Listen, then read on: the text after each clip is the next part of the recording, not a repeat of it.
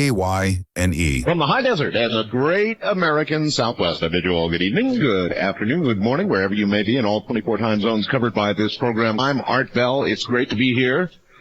It is still the 1st of April here, and oh my God, did Keith get me? He got me too, folks. Listen, first I'd like to welcome a brand new affiliate, KKXL in Grand Forks, North Dakota. Welcome to this strange program, 1440 on the dial in Grand Forks, North Dakota. I'd like to say hello to the GM, Jim Holberg, and the PD, Brian Rivers. Great to have KKXL on board. It's a very long, distinguished, rotten tradition we have of doing these April 1st things. And this year I had no idea what Keith was going to do, and it was sort of an array of things, but the one that got me, of course, was the blue screen of death. When you bring up my website,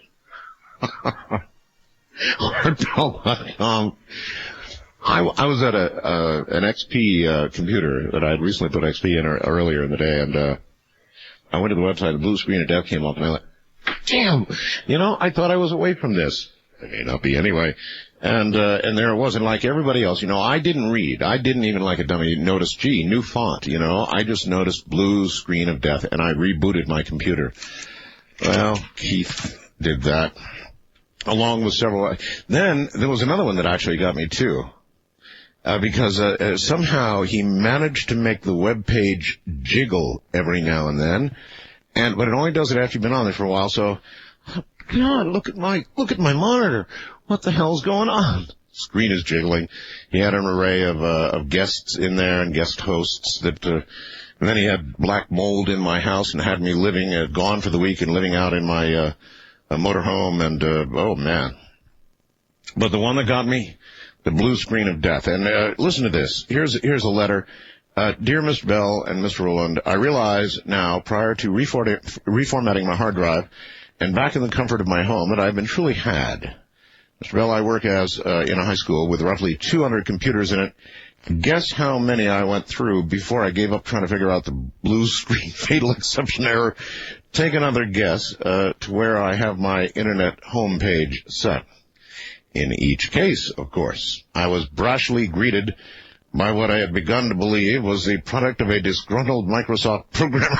And the problem lay much deeper. I am indeed grateful that my school is not in session, Mr. Bell. All are still away for the Easter holiday. I would have raised the proverbial red flag to full mast. It would have been laughing stock of nearly 1,000 students and faculty.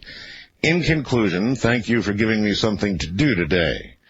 This will look exemplary on my April Fool's Day work journal. Dave in Erie, Pennsylvania.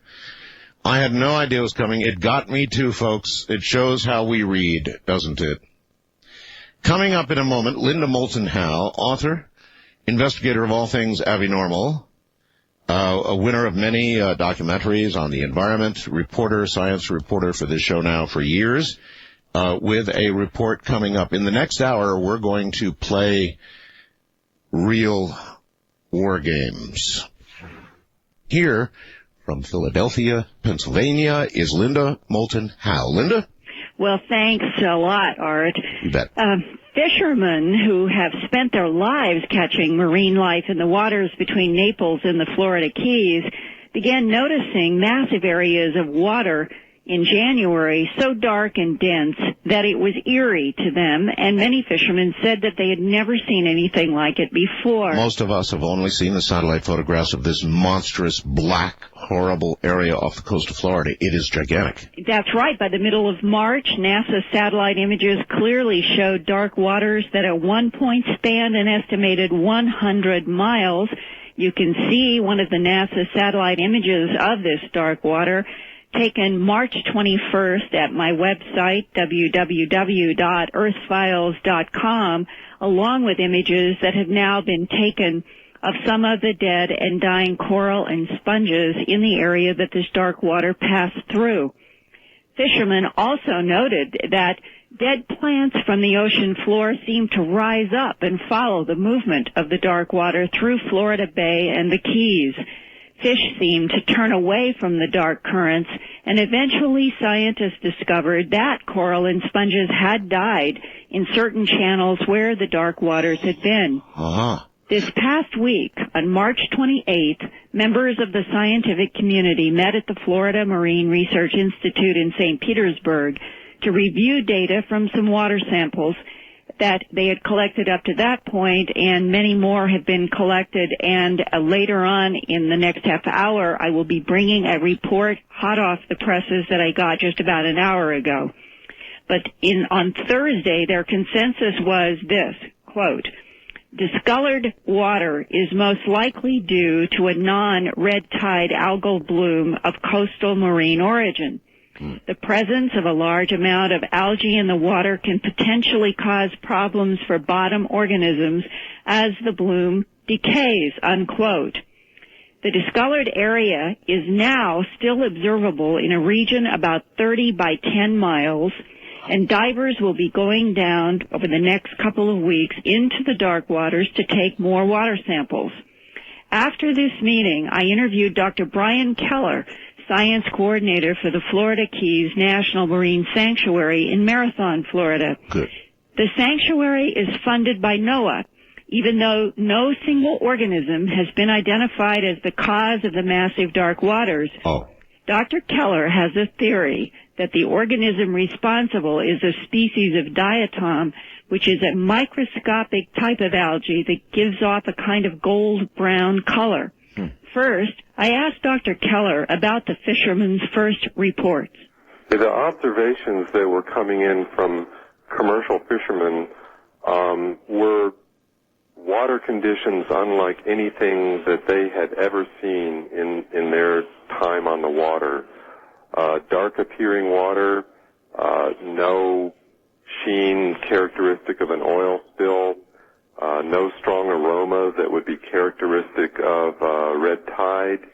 At night, boat propellers caused phosphorescence.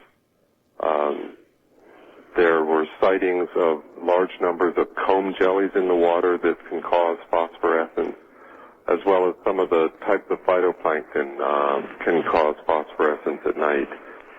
They said they were seeing something like they had never seen before, a dark mass of water that fishes appeared to be avoiding, and that the fishes in the water appeared to be behaving unusually. They talked about stringy masses in the water column. That could have been a type of cyanobacteria that can form stringy-looking growth forms in the water column. They collected water samples that have been sent to the Florida Marine Research for analysis. Some of those samples have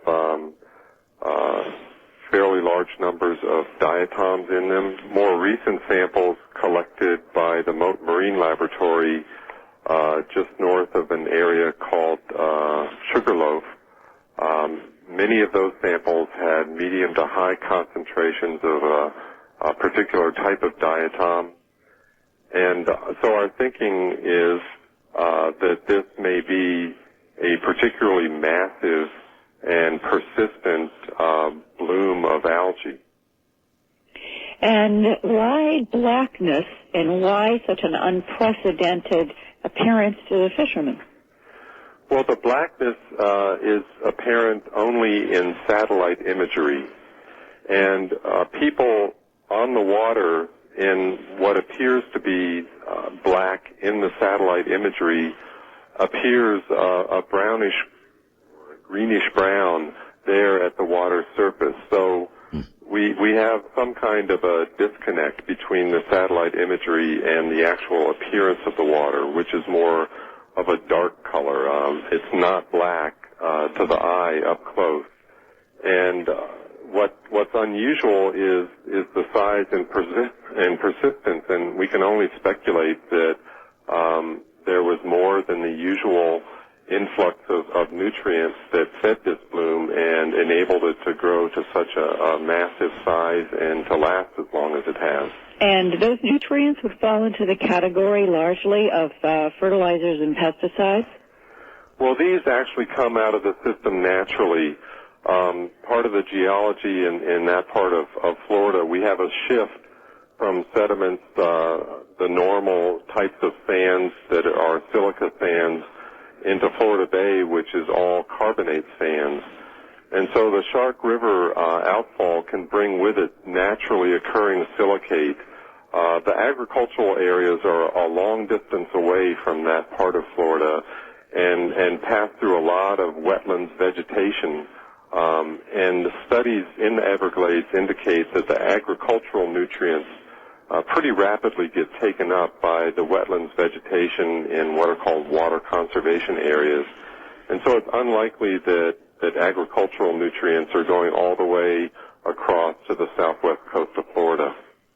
And so you would say right now, as an educated guess, that whatever fed this diatom bloom was some natural relationship between the silica and the other kind of sandy floor in those two waters?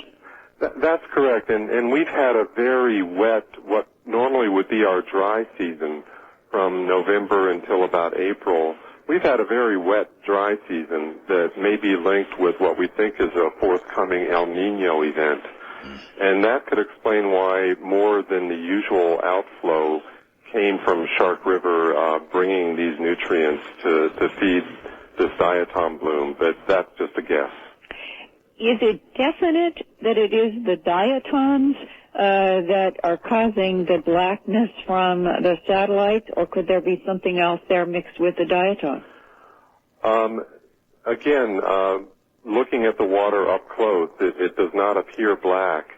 But what can happen in these blooms is that there can be shifts in the types of algae that dominate the blooms, so that one type of algae will bloom and then die off and provide nutrients that feed yet another bloom. And that may have been the sequence in this case. In early January, Florida International University conducted one of its 4-time-a-year surveys out through the sanctuary waters out onto the southwest Florida shelf.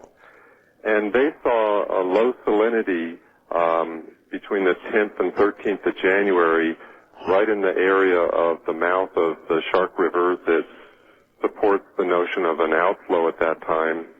They saw an area of concentration of chlorophyll A, which is a photosynthetic pigment utilized by these algae, and they saw the highest concentrations of chlorophyll A that they've ever measured in these waters since 1995. They also saw a very high concentration of oxygen, which also supports the idea that this was a dense bloom of algae that generate large amounts of oxygen when they're photosynthesizing during the daytime.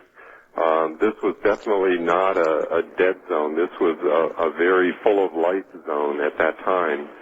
And now, 2 months later, in March, we're seeing signs down here in the sanctuary that we still have large numbers of diatoms, but we're seeing dead diatoms, the skeletal material they leave behind. So it appears that the bloom is starting to age and dissipate. Now, there were reports that sponges and corals in a channel off of Key West were found dead at the height of the fishermen reporting the dark water? That's correct. Those observations were made about a week ago by a very experienced diver who's an excellent natural history observer. And we have scientists from Mote Marine Lab are going to that same site today to collect tissue samples for analysis, get some photographs and some video of what the community looks like, and possibly get some more quantitative data on what's happening there. If the answer to all of this dark water is a diatom, why would a diatom, which is a plant, have the ability to kill sponges and corals?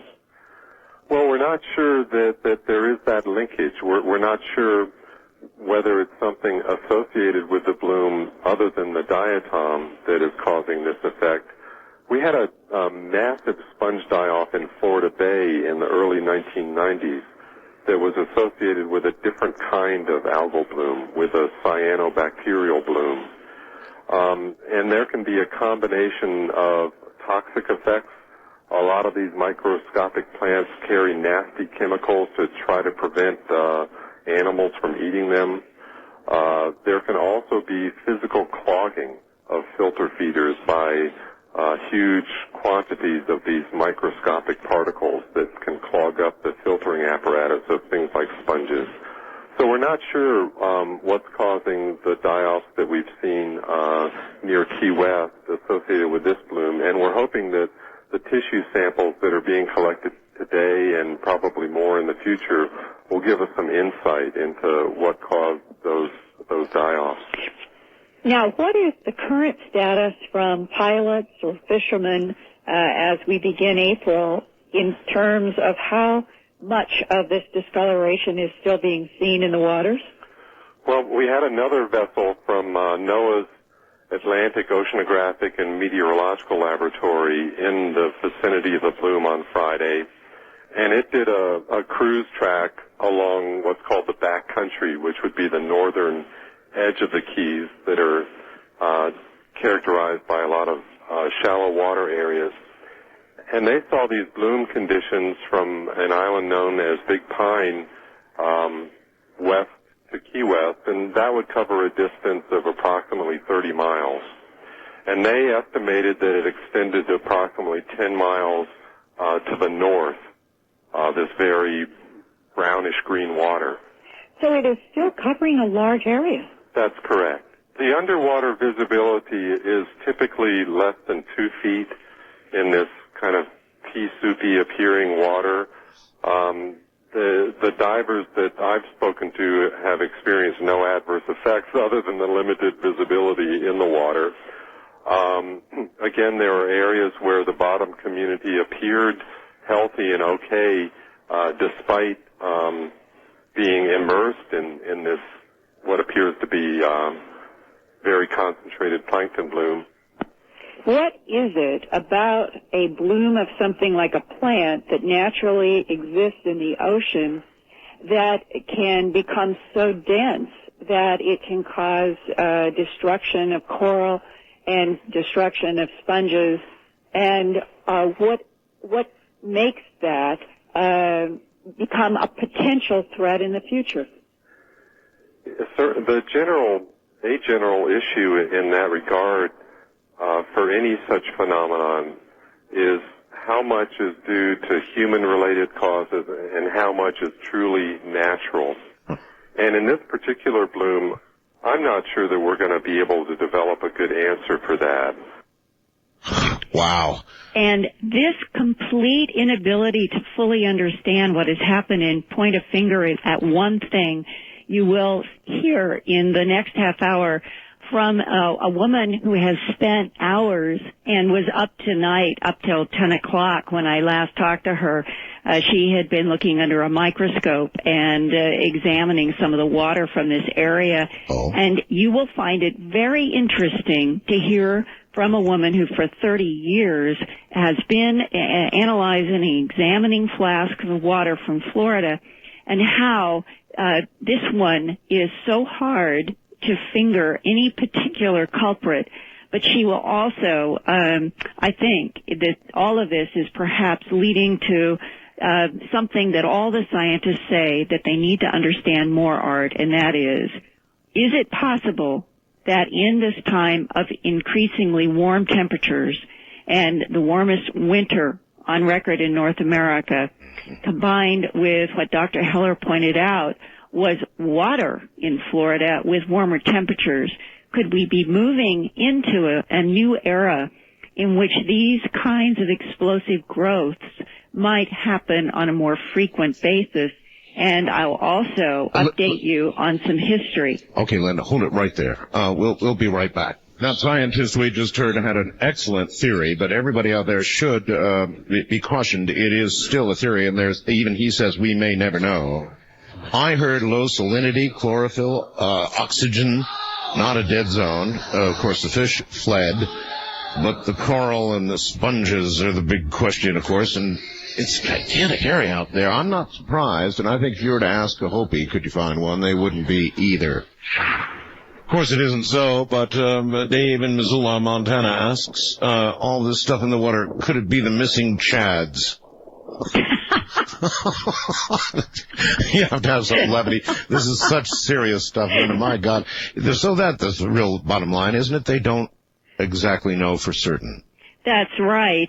And I would like to share with Coast listeners a historic reference from Dr. Keller that is worth noting.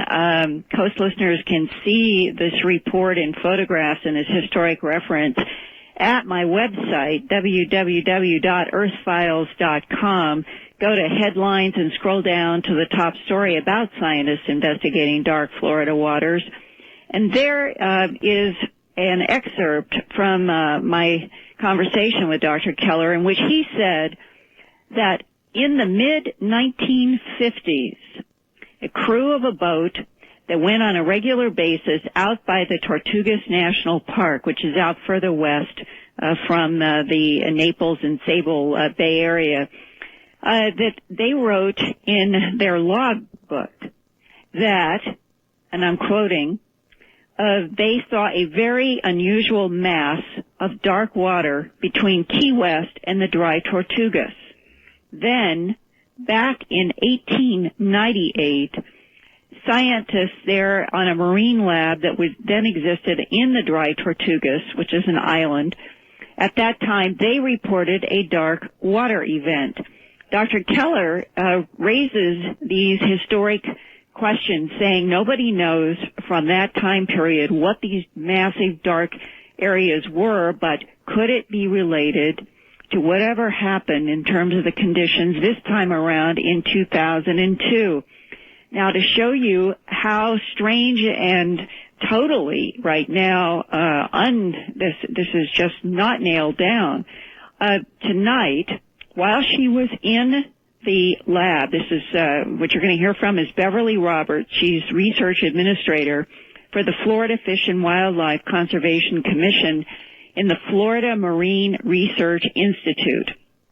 For 30 years, she has analyzed flasks of water, and she had, before her tonight, she had the whole gamut of what had been turned into the Florida Marine Research Institute. Flasks have also gone to the Moat Laboratory and some other places. So, in other words, you talked to her as she was she was in the lab examining this water as you talked to her? That's right, and okay. She was writing a report that will be put up at their website by tomorrow morning, and everybody can check out these websites also at earthfiles.com. But right now, you're going to hear exactly as we started, and I said to her, how many samples would you say that you have in your lab right now that you've analyzed from these dark waters? Here is Beverly Roberts. Should be interesting. It looks like we may have had over 30 samples. Some of those are clumped fairly close together, and that is over a period of time from March 8th to March 30th. And of those, what seemed to be the most dominant organism, plant or otherwise, that you found? There isn't one. There isn't a single dominant one? Not really. What? That's what I'm saying about our samples are giving us quite varied results in terms of phytoplankton. Samples collected from March 28th through the 30th in areas just north of the Keys indicate that a Florida red tide organism, Corynea brevis, is still present and apparently a very patchy distribution all throughout that area. We have observations that the discoloration and actual textural variations along the surface are quite different within just a few nautical miles of one position and another recorded position. And we may not have good resolution of the what's causing this discoloration at this time, certainly, and possibly for some time to come. What about the issue of a diatom being present? Diatoms are still being observed in the samples that are coming in. Not the same species in all occasions, and not always the dominant species. Diatoms are a typical component along the West Florida shelf, so it's not surprising to find them. I'm certain that they are part of the overall event that is being observed in Southwest Florida. But that it is not clear right now what the mass of darkness that has been observed since January was specifically produced by? It's uncertain what is the major component of the discoloration that's been reported since January. Our sampling at this point seems to indicate that there may be various causes involved with the entire area. Now, hey, Linda, can I quickly say one thing? Yeah. You know, the fish took off. The fish, when this water appeared, the hundreds of miles of water, they took off. Fish left. Now, he said it was very much alive, wasn't a dead zone, but the fish, in fact, chose to get out of there quick. I wouldn't go swimming in that water, would you? Well, the divers have been going down and getting right in the middle of it in what they call the pea soup, and have been reporting that so they far are not finding anything deleterious in themselves. But another part of the findings so far by Beverly Roberts was what's called brevetoxin. And this is produced from red tides, which are very common to the Florida area. And in almost all of the samples, she has found the presence of some brevetoxin. She cannot prove absolutely conclusively that there is enough red tide algae to be producing the brevetoxin, and it gets even more complicated because some other plants can produce this toxin. Yeah, but if I heard it correctly, actually, she said it was present, but not in large levels at all, that it was pretty scattered, and so... Yeah, in terms of the algae, but she has been finding the brevetoxin, which is this chemical that the red tide produces, and in her own mind, she wonders if that could be responsible for what might have happened to some of the coral and the sponges. It is truly if it's pea soup water, right now, clarity about exactly what has happened since January is not very clear either. And over the next 2 weeks, they're going to send down more teams of divers. There will be what's called cruises, more scientific cruises. They're going to do some more sampling.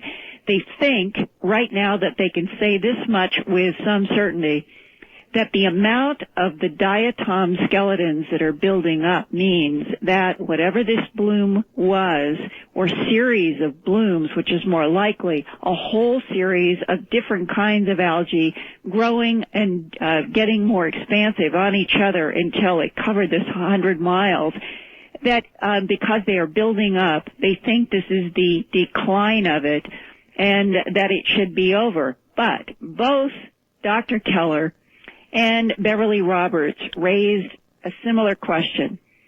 With warming temperatures, with this having been the warmest winter in North American history, with a general trend for the last 13 to 15 years of increasingly warmer temperatures, that we are possibly moving into a new era in which these kinds of explosive blooms, without anybody knowing exactly what sets them off and how big they can become, could become more common than they've been in the past. A question for you, Linda.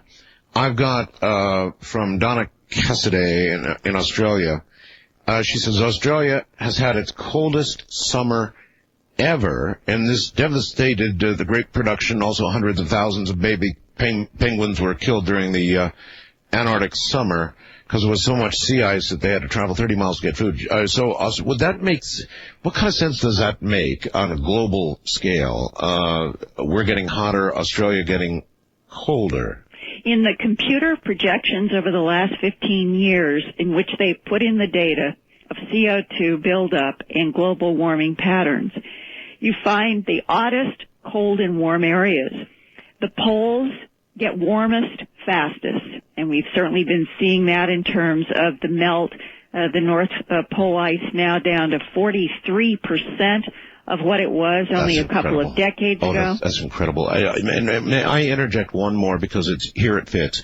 LA Times today, it says, Yankersot, Russia. The native elders have no explanation. Scientists are perplexed as well. The icy realm of the Eskimo, the tundra and ice of Russia, Alaska, Canada, and Greenland has begun to thaw. Strange portents are everywhere. Thunder and lightning, once rare, have become commonplace. An eerie warm wind now blows in from the south.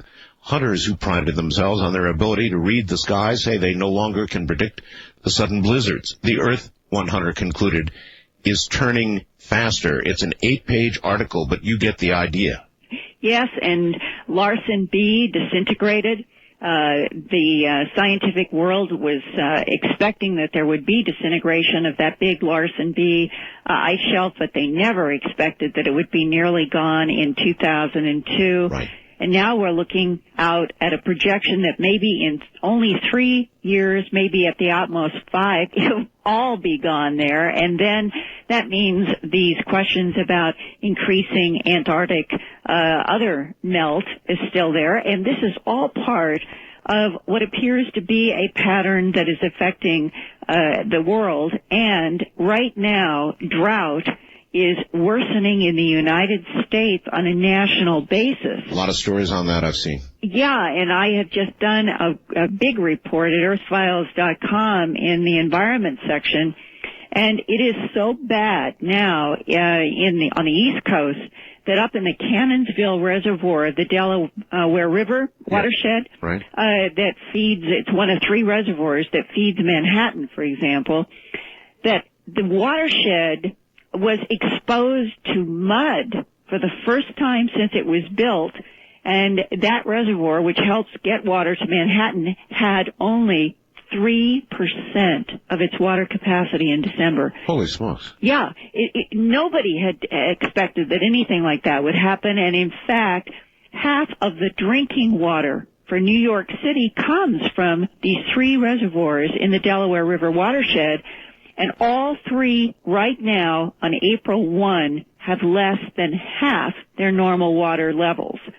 Now, this means that we're just starting into what's going to be 5 months of increasing temperatures. What is going to happen in Manhattan? Well, the mayor last week declared a drought emergency. That is the most severe that the mayor or a governor can declare. The governor of Pennsylvania in February declared 17 counties here in drought emergencies. From Maine and New Hampshire, people have been spending huge amounts of money trying to drill new wells to find water because the ground table water has lowered so much that wells have been drying up. They're estimating that over 1,000 wells in Maine alone are now dry. We've got all the Pacific data that is coming in that apparently an El Nino is brewing. And when an El Nino kicks in, which would be over the next 6 to 12 months if it really takes hold, one of the things that almost always happens is that the East Coast gets drier and warmer while the Southeast and Texas get wetter.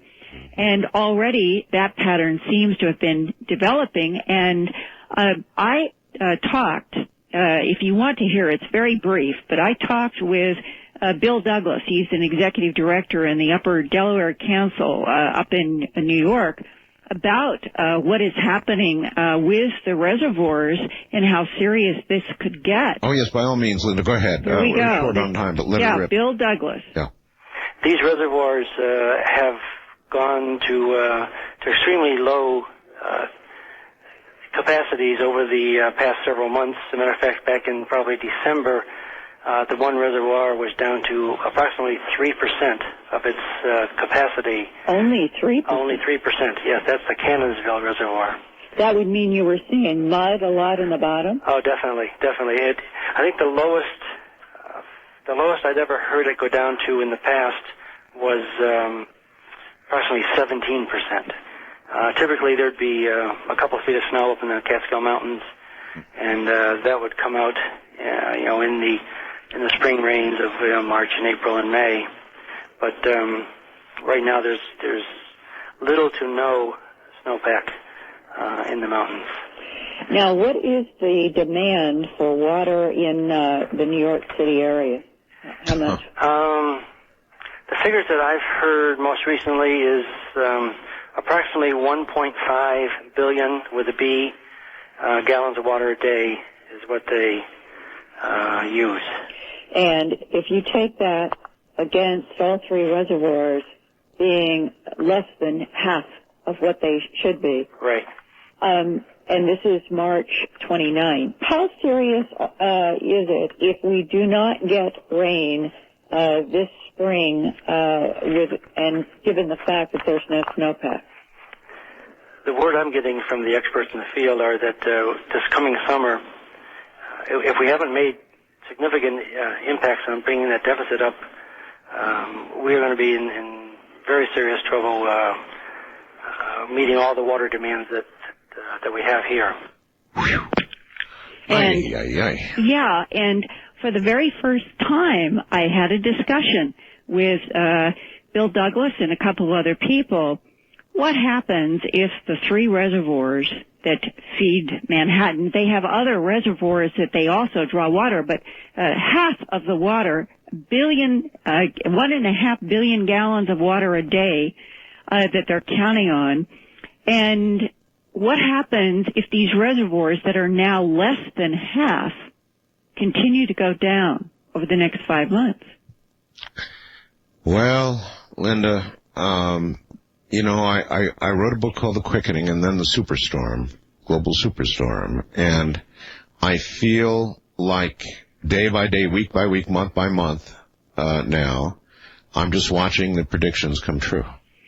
And do you know another area besides questions now that he and I discussed? What would they do? Would they have to start importing water from some of the places that have water, and where would that be? The Great Lakes is suffering. Right. Nebraska has water, but that's in the Midwest. Water wars, Linda. Well, it is a very it really is a concern in the future if these temperatures continue to keep increasing incrementally each year. And I also talked with Don Wilhite.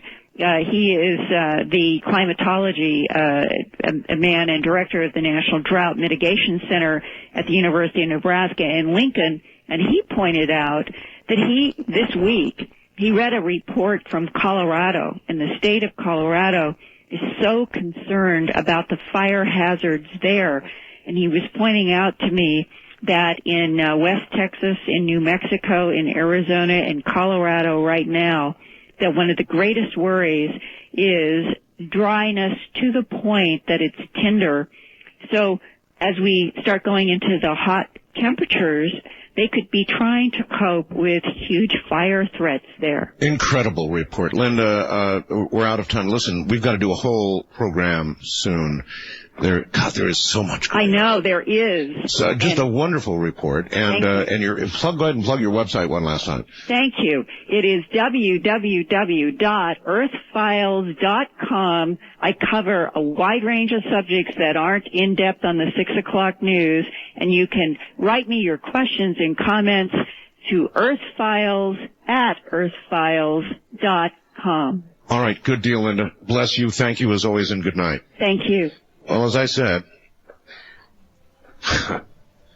I just have this feeling that if I had the Hopi elders about, they'd have a lot to say on this subject. Coming up in a moment, war games. Tonight should certainly be a different kind of experience. Bonnie Ramthun is here.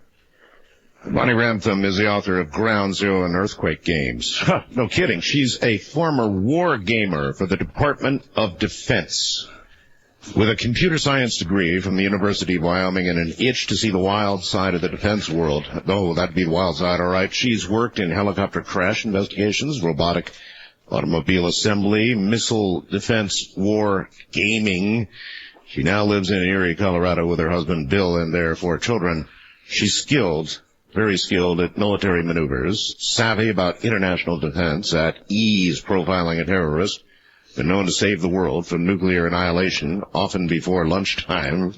As a wargamer for the Defense Department, it was all in a day's work. That's who's coming up next. Well, I've always wanted to talk to somebody like you, Bonnie. I have always, and I never have. This is going to be a great honor. You're in Colorado, huh? Yes, I am. You are. And is your last name Ramthun? Am I doing that correctly? That's right, Ramthun. Okay, Ramthun. Very good. Gosh, where to begin? What's it like? I mean, most people in the audience, of course, probably saw the movie War Games. Right. And you have no idea how much influence, or maybe you do, a movie has on, society and how we think of things and view things. Well, I'll tell you something. What's so interesting is of course, the facility where I worked was built after the movie War Games. And when they finished building the main facility, in fact, the laboratory or the Wargaming Center, guess what it looked like? It looks exactly like the movie. You've got to be kidding. So this was built after the movie, and it looks like the movie? Yes. In fact, when they did the redo of NORAD, now, I'm sure almost everyone knows, but for those who might have been off the planet for the last few years, NORAD is the giant underground facility in Colorado Springs. Right. It's built inside a mountain, Cheyenne Mountain. Well, they did a redo of Cheyenne Mountain after the movie War Games came out. Not because of the movie, it was just that time. Yes. And the actual facility in Cheyenne Mountain was just this little room. And they thought that the movie was so much better than what they had in reality that when you got it. The question always has been whether, the public and things drive Hollywood or Hollywood drives things in the public. And maybe this proves the latter. Oh, I think so. In fact, the facility where I worked, Shriver Air Force Base, was built by people who had seen every James Bond movie and had a lot of money to spend. I went through a retina scanner every day. Really? That was a clear glass booth. I would step in and it would lock me in. Click. And I would be locked in there until I passed all the tests. It would weigh me. You're not kidding, are you? I'm not kidding. A retinal scanner, it would weigh you? It would weigh me, and then I would have to badge myself through. It would read my badge, and then I would have to type a certain number in. Really? Only if all those things happened in the right way. This really does sound like it's out of James Bond. It does.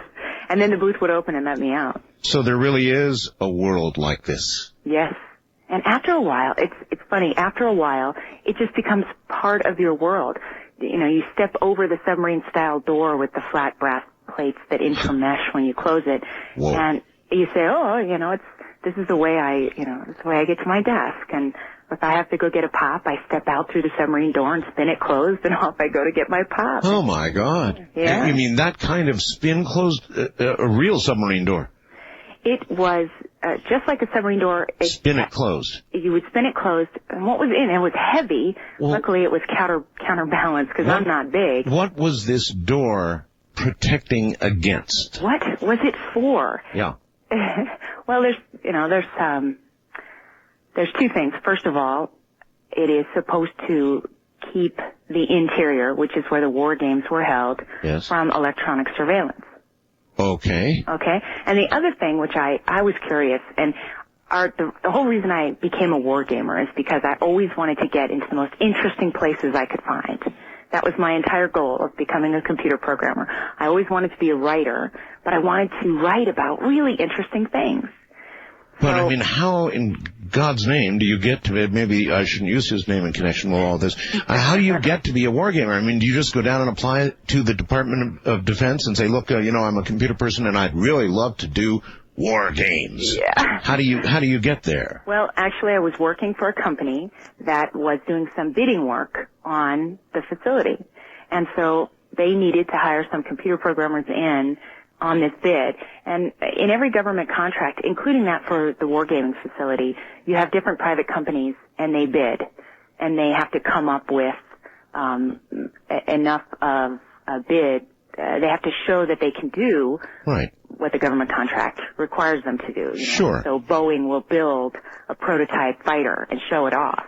So the company that I worked for built a prototype gaming center and ran war games to show the government that they could do this. Oh, and so here you were, a part of the design of the project. It would be natural then for you to be of interest to them in its implementation and running? Yes. Although I did get a haircut and wear my nicest suit. I did the best I could to make myself as attractive as possible. So how did they come to interview you for this? I mean, did a couple of guys in suits show up and say, hey, listen, we'd like you to apply? I mean, how does that happen? Yeah, well, the guys in suits showed up at my grade school teacher's door and my... Oh, so you were...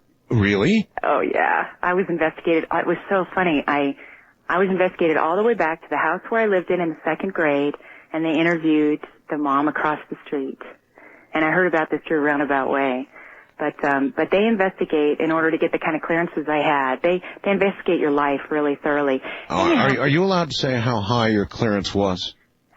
And how do you know that, Art? How do you know that I'm not allowed to say what level my clearance was? Yeah, you're right. Just took a shot. Not allowed. And you're not actually even allowed to say how high it was. Right. Can you answer this? Sure. Is there such a thing as a Q clearance? I am not aware of a Q clearance. It doesn't mean there's not a Q clearance. And I'm just not the person who got one. Okay, then let's see if you can answer this general question. Are there levels above top secret? Yes, there are. And that's not anything I'm going to get thrown in prison saying. Good. Yeah, be to be very careful. I don't have to tell you, right? Yeah. Uh-huh. Of the things that we are going to discuss tonight, we will talk of many things, Bonnie, how much of your work, by percentage, are you completely unable to speak about? Very little. I would say around 10 to 15%. Okay. Will freeze my mouth shut, and not because I'm afraid of prison, although I am. I hear it's real cold, the food's bad, don't want to end up there. But because those things might be of use to the enemy. And that's really, I was so scared getting my clearances because I thought, what are they going to do? Are they going to put electrodes in my brain? Because people would come back from their clearance review, and they would just be pale and shaky. Really? I thought, what secrets do they reveal? It was actually almost scary. And then when I got the clearance, I figured out one of the reasons people come back and pale and shaky is because they keep the room at like 50 degrees. So you're freezing to death. So there's a reason for that, I'm sure, right? I'm sure there's some kind of psychological thing. They put you in a sort of a state. Right. Did you come back from the interview also cold and shaky? Yeah, I did. And the reason I did is because they managed to impress upon me that if I revealed secrets that were important to the country, then people would die. And, Robert Hansen, the FBI spy, may he burn in hell forever, he got people killed because of the secrets he revealed. Yes. And there are people in Congress who revealed secrets during the Gulf War that got some of our soldiers killed. So the pale and shakiness was because I really had this responsibility now of knowledge that could hurt people. So that's why I'm careful. I was very careful in my book to go right up to the edge but not cross the line. But I went up to the edge. Did you give them a copy of the book to review? I spoke quite extensively with the security director and found exactly, what parameters I needed to have. And he was unhappy with some of the lengths that I went to in my book, but it was not an unhappiness that he could put me in jail for. No, he wasn't happy about some of the things I did. Your books are Earthquake Games and Ground Zero. Ground Zero. That came out before September 11th, so it was an unhappy coincidence of name. Tell me a little bit about the books. What is Ground Zero? Ground Zero is a thriller murder mystery that takes place in a wargaming center, the Wargaming Center, and I take you, the reader, into my world because there's a murder that occurs, and it's a locked room murder mystery. You have to figure out who done it as well as how done it, and the murder itself causes a cascade of events which leads to a terrorist group getting hold of information which they use to launch a nuclear weapon at the United States. So it's Yeah, I'm sure your ex-bosses were real happy about that. Yeah. Well, especially because the scenarios that we ran, I had such fun with the scenarios. There was one scenario that we ran that I mentioned in the book where England tried to take us back as a colony. We would play all sorts of different games, and the world that we created was essentially think of it as a three-dimensional chessboard. This was not a canned scenario where you just sit around and look at a computer screen. Actually, it's much like chess wargaming, isn't it? Yes, and we had rooms in the back where people who were playing the bad guys would actually launch weapons and move submarines and send out disinformation, and then we'd have the good guys, in the different rooms, and they would battle. They would fight the war, and we would figure out how to fight it better next time. Who more times than not won? At first, everybody died. Nuclear war, not good, especially when you get into a massive situation where you have nukes flying everywhere. The old end of the world scenario happened so many times. We used to call it the hand of God. You'd see. You called it the hand of God? Yes, because when you look at, we would have missile trail markers. So as the nuclear weapons came up out of China or the Soviet Union and would curve over the poles and head down towards the United States, yes, you would see all these tendrils, and it would look like this big hand coming over. And we called it the hand of God. It was over. When you saw that, send the vice president to South America, because there's not going to be anything living here bigger than a cockroach. In most cases, then, that scene with all those tendrils, that was the end of it all. In other words, it inevitably almost always resulted in both sides launching everything they had ultimately? Mm-hmm. Just like in the movie War Games. And then, but we would battle to the very end. We would try and shoot down everything we could so that there would be some potential for life on Earth. I hated those war games. There we probably get into some national security issues, because what we have in space right now, I think, probably we don't know everything we have in space right now. And do we have weapons there? Do we have what we're going to call defensive weapons in space right now? Well, I played war games where we had brilliant pebbles. That was what we called them. Oh, yes. They're basically like rocks. They're rocks. BBs. They're smart rocks. Yeah, BBs. Those would be weapons that simply sort of spread out like a shotgun shell and physically actually destroy whatever is coming in, right? Right, and the whole idea of a brilliant pebble in space is that you want to shoot down the missile coming out in its country of origin. For example, if you shoot down a nuclear missile heading towards the United States and you hit it off the coast of the United States, or you hit it over the United States, it won't go off. You're not going to have a nuclear bomb, because a nuclear device does not go off unless everything works perfectly. Right. So you hit it with a big rock, no more nuclear weapon. Right. But what you do have is plutonium, which will rain down upon the country where you hit it. Or if that missile has something else on it, like well, that's pretty. Why don't you stop right there? Okay. If plutonium, high-grade plutonium, were to begin raining down, what do your war games say would have been the effect?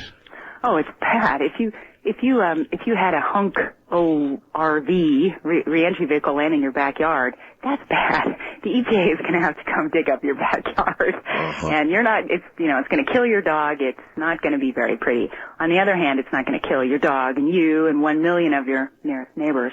It's going to be something that they're going to have to come and clean up. So it's going to only be a very localized problem. It's yeah.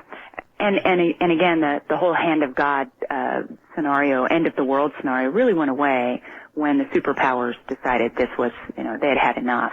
What we really saw after the Soviet Union fell was the concept of a limited strike. Yes. So, you would have 3 or 4 missiles, let's say, coming in, and you would have to shoot those down. And sometimes, I personally would prefer to shoot them down over the country that sent them. Let them have Ebola. Let them have the chemical weapons. Let them have plutonium in their country, not ours. Well, I know that's certainly what we're worried about now, and why we're building space-based defense We're going to chuck a treaty and just go ahead and do it. And something else about space too is that think of what's up there floating around. Your doctor who's on his pager or her pager, who gets called in case you get into a traffic accident. That pager is based on a satellite system. Oh, yeah. You take away that satellite system, and it isn't just that the Army can't talk to each other or the Air Force can't talk to each other. Well, it happened, Bonnie. One of the satellites went out. I think it was a Hughes satellite. I'm not sure about that. It was, a couple of years ago. Yeah. And exactly that scenario played out. Doctors were not getting pages. All kinds of ATMs were shutting down. Right. Doctors had to go sleep at the hospitals. That's all correct, yes. It was very frightening, and it is a vulnerability in our space-based assets. In our present technological society, if there was a war that let's say it didn't get to the ground, implausible as that is, but we just destroyed all these satellites and they destroyed ours, what would that do to our economy? I don't know. We never played a scenario where it didn't get into a shooting war. But you mean they almost all go eventually to? Well, if let's say if the bad guys put up what we call an EMP weapon, electromagnetic pulse weapon, right, and take out all the non-hardened satellites, of course, you can harden a satellite against electromagnetic pulse. Are they hard enough? I don't think the doctor's satellites are. I don't think the satellite that sends me my Cartoon Network is hard enough. That's what scares me. And probably the one delivering this program right now is not. Probably not. And that's a vulnerability. I would like to see that taken away. I don't want to lose the capability of hearing your show. I don't want to. How expensive is it to harden a satellite against EMP? I believe it's very expensive. That's one of the reasons the Army and the Air Force always seem to cost so much more when they put their birds up in the air, as well as the fact that they don't tell anybody that it's going up. Oh, that's a whole other can of worms. When they put those birds up in the air, you say, hey, what's that sound on the horizon? I didn't know there was a launch today. Yes. You were in a very, very strange business, Bonnie. It was very odd. Did you ever have nightmares from it? How interesting. Yes, I did. In fact, one of the reasons I decided to get out finally was, first of all, it was consuming my life because it was so intense. Yes. And every week was something new, and it really was absorbing my life. And I wanted to be a writer. I didn't want to be a war gamer my whole life. And second of all, I kept having these nightmares of driving home and seeing the flash. Imagine that I would bring that up. Stay right there. We're at the bottom of the hour. We'll be right back. I guess that would be a hazy shade of nuclear winter. We'll ask about that a whole lot more. We've got a war gamer. Bonnie Ramthun was a war gamer for the Department of Defense. She explained in the first part of the interview she had to go into a room where a retinal scan and much more would identify her as the real person. Only then would she enter the room that has a door like a submarine that you've got to spin open and spin closed, and that would take her into her work area. She has 2 books that have received incredible reviews at Amazon.com. Earthquake Games, 5 stars across the line, and Ground Zero, also big-time winners. Coming up in a moment, the real war games once again. I don't know if you all know this or not, but Whitley Strieber, a very good friend of mine, co-authored the book War Day, one of the best written on the topic. There have been many, many good ones. I think I've seen every movie and read every book on nuclear war that's been out, including On the Beach, with both the original and the HBO remake, which was awesome. Now, I've always wondered, Bonnie, in a full nuclear exchange, would the rather immediate aftermath of that perhaps unfold as On the Beach suggested it would, with the Northern Hemisphere and, of course, the Northern Hemispheres, I guess I ought to say, all going into virtual dead zones, and then, of course, with the winds the way they are, bringing the whole thing down eventually to Australia and ending all life. Is that how it comes out? Yeah, pretty much. Not something I really It's so depressing to even think about that. But yes, that's what would happen. One of the things that we fought desperately to do during a Hand of God war game was to prevent that from happening if we could.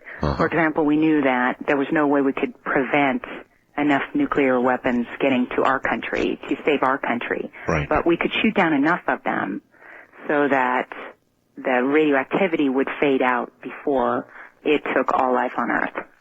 So it was a matter of preserving, if we could, human the life. Chance for life.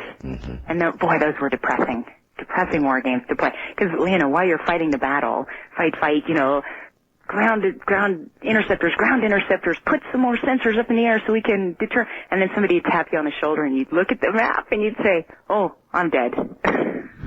I'm out of the game. Out of the game. But it really would unwind that way in a full nuclear exchange, with eventually the entire world being enveloped in lethal amounts of radiation. Right. End of the world. True end of the world. Yeah. The cockroaches, they'd survive? Right. Pretty soon, a couple of hundred millennia from now, there'd be the Art Bell cockroach interviewing the Bonnie Raitt cockroach.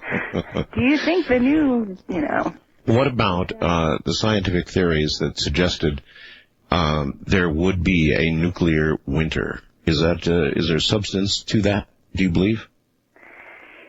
I guess it was suggested that so much debris would be thrown up into the high atmosphere. It would be very similar to what happened with the meteor that killed the dinosaurs. You would create a blocking effect of the sun's rays. Everything would cool down. Once you started the cooling down, it would cause an ice age. And you would end up with, the few people who had survived, if they survived, would not then be able to plant or grow anything because the world would be glaciated just as it was back in the Ice Age. I just don't know how you could have, and of course ultimately you didn't. You said you began to have nightmares about it. Were you having nightmares about these scenarios? I was, but not the massive scenarios, because very shortly after we started doing wargaming, we began to realize that sort of conflict was becoming less and less of a potential, because not only were we bringing our nuclear weapons, our nuclear bombs down in levels, but also the Soviet Union was. Also, it was so interesting, Art, one of the first war games we played with Blue, which is our forces. Our forces. Oh, yes, we played several missile defense war games where we did not have any Blue assets in the field. Essentially, we would play as though we had no nuclear weapons. Well, the first time we played Blue, we had been playing for a year, basically, shooting down incoming weapons, but not doing anything in return. So we played this war game, and I don't know who it was, China or the Soviet Union, sent over a very small-scale attack. And we're all getting ready to do the usual. We shoot down the small-scale attack, we call them up on the phone and say, let's talk, we don't need to end the world here. And all of a sudden, all these lights started going over the United States, and we looked, and all the missiles are coming out of all the silos all across the United States. Yeah, firing back. They've launched everything. And we turned and we looked at the Blue guys, the Blue asset guys, and they're like, what? That's what we do. If you see a nuke coming, you launch everything you have. And is that what you think we would do if we saw nukes coming? Not after we got through with those guys. I mean, there were people who lost their jobs because of that war game. What they did is they were under the old Cold War concept, which is that, yes, you see nukes coming, there's nothing you can do about it, you send what you have back, everybody kisses their Fanny goodbye. Yeah. They were operating under the old Cold War rules. And all right. Here's a little game let's play a few games. Suppose, for example, over an issue like, who knows, Taiwan maybe. Yeah. Let's say the Chinese have, they blustered that they could fire a nuclear device, say at Los Angeles, right, and do that from a submarine, and they probably could. If Los Angeles went up in a white flash, what do you think the U.S. response would be? Well, I would hope that Los Angeles would not go up in a white flash. Yeah, we all hope that, but I'm just asking. But, when that thing comes up on the radar, the missile defense system goes into operation, and we shoot that puppy out of the sky. We try. Yes, we try. In the case of weapon of mass destruction, our response has always been that we reserve the right to use a weapon of mass destruction in response. But that doesn't mean that we have to. And we fought war games where we lost several cities and did not respond in a nuclear fashion because we didn't need to. We could take those countries on without nuking them. It was not a situation where we needed to use nuke. You know, it's interesting, Bonnie, and this will, of course, been way since you're out of the war games business, but gee whiz, Bonnie, the other day, the President of the United States made a statement about sort of a rethinking of the use of nuclear weapons. Right, the Nuclear Posture Review. Yeah, that's right. And the British did the same thing. And it's like two gongs went off in my head, and I said to myself, oh, the important story is really, if you look very carefully, this is a major change, probably in response to 9/11 and what they might see coming after 9/11. But it sounds like they're getting ready to justify the use of nuclear weapons. That's what it sounds like. How did it sound to you? Well, we played, I thought it sounded like a PSYOP to me, psychological operation. Think so? What was that Pentagon office they shut down? Yeah. What'd they do, box it up and move it across the street? I don't know. I think they were doing. Just saber rattling? Well, more than that. We have always had the option to use a weapon of mass destruction against a weapon of mass destruction. And I say those words very carefully. Yes. A weapon of mass destruction includes smallpox. It includes sarin gas. Yes. What they were saying to Saddam Hussein, who is frantically attempting to develop a hardened Ebola and a smallpox that's resistant, is that if he uses those against the United States, that's a weapon of mass destruction, and we'll nuke him. Yeah, that's kind of what I thought we were saying, too. Right. And so what they're saying is, as a preemption, they are saying, don't do it, we're serious. Don't even try it. Don't. Yeah, you better be listening here. We'll turn you to dust. Yeah, and let's hope and pray that doesn't happen, because obviously there are many people in Baghdad who hate Saddam Hussein a whole lot more than I do. They have been under his jackboot for a generation. But either way, our side, their side, millions of innocents potentially die. Most, yes, potentially. And I believe that the saber rattling, that's a really good way to put it, the saber rattling was done as an attempt to prevent such a thing from occurring. Because we don't want to do that. That's a warning to people that you would think are thinking rationally in some sense.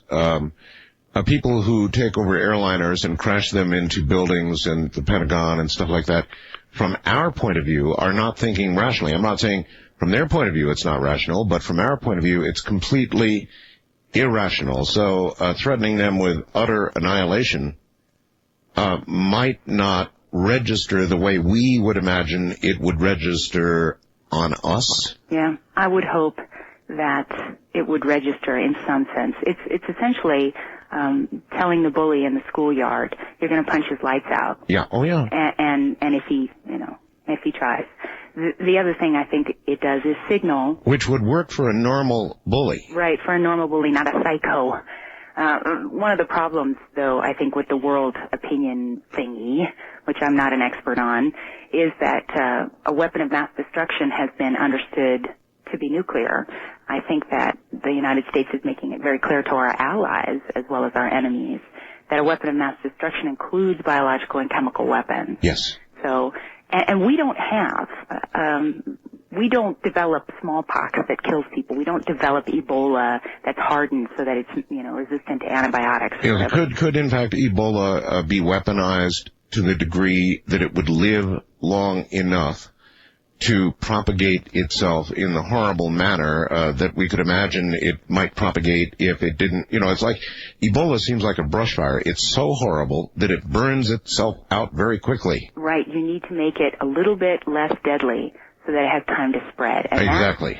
Saddam Hussein hired a bunch of starving, essentially, Russian scientists. To do exactly that. To do exactly that. Oh, and here's a little clue from the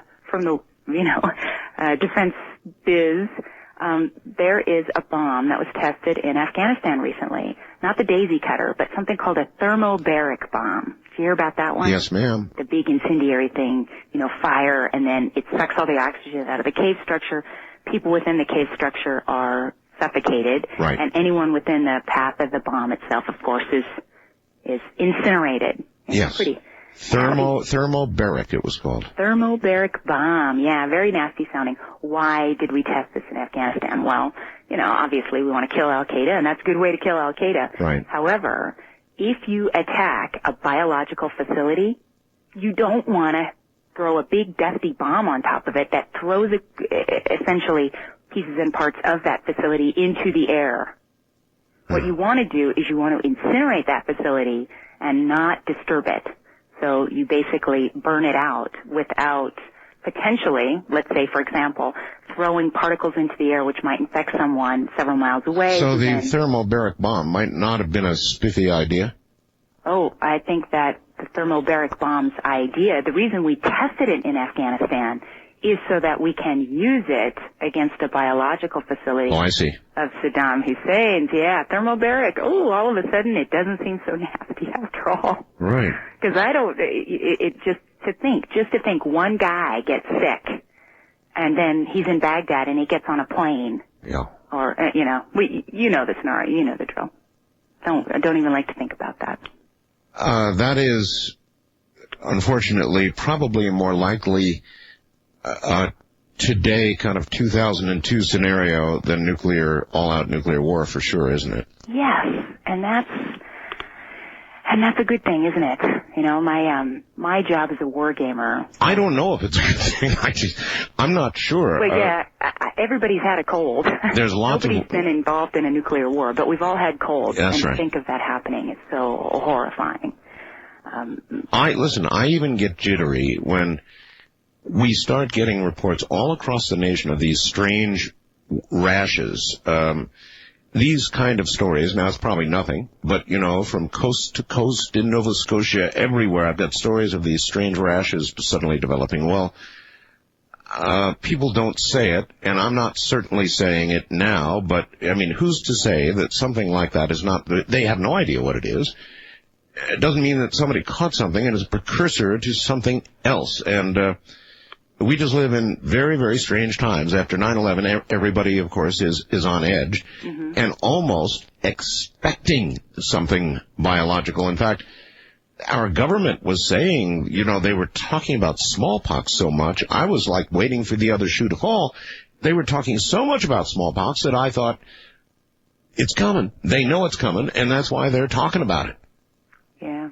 How about you? I think they're afraid it's coming. We certainly know more about the Russians and their biological facilities than we know about Hussein's biological facilities. But what we know about the Russian facilities is really scary. And that's what do we know that you can tell? The Ebola, they were working on hardening Ebola, just as you said, to make it a little less deadly so that it could spread more. Then there's smallpox, obviously. And I just have to laugh. I clipped an article out of the paper a while back. A woman, a scientist, was going up. This is before 9/11, when such things seemed scary but kind of charming. She was going up to the Arctic Circle to dig up a couple of victims of the 1918 flu epidemic. Oh, yes, I read that story. Yeah. I was horrified, Art. I thought, what the heck are you doing? The 1918 flu epidemic could have been a hemorrhagic fever. The stories that have come from that made it seem, the historical record makes it seem as though that was no flu. It killed people way too rapidly and killed them dreadfully. And I too thought, what the hell are you doing up there? I mean, why are we doing this? Well, they will get perfectly preserved samples of this mass killing stuff. Of course, ostensibly to take it back and figure out some sort of, I guess, inoculation against it. That would be the, blue side, wouldn't it? I guess so, or to find out whether or not what kind of sickness it really was. Sometimes scientific investigation can go a little too far. I just didn't think she needed to do that.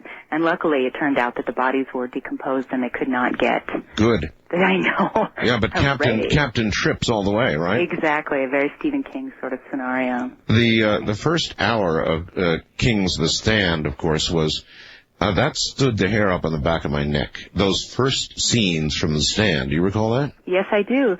And the way that our country and our world is networked together with travel really makes that a potential reality.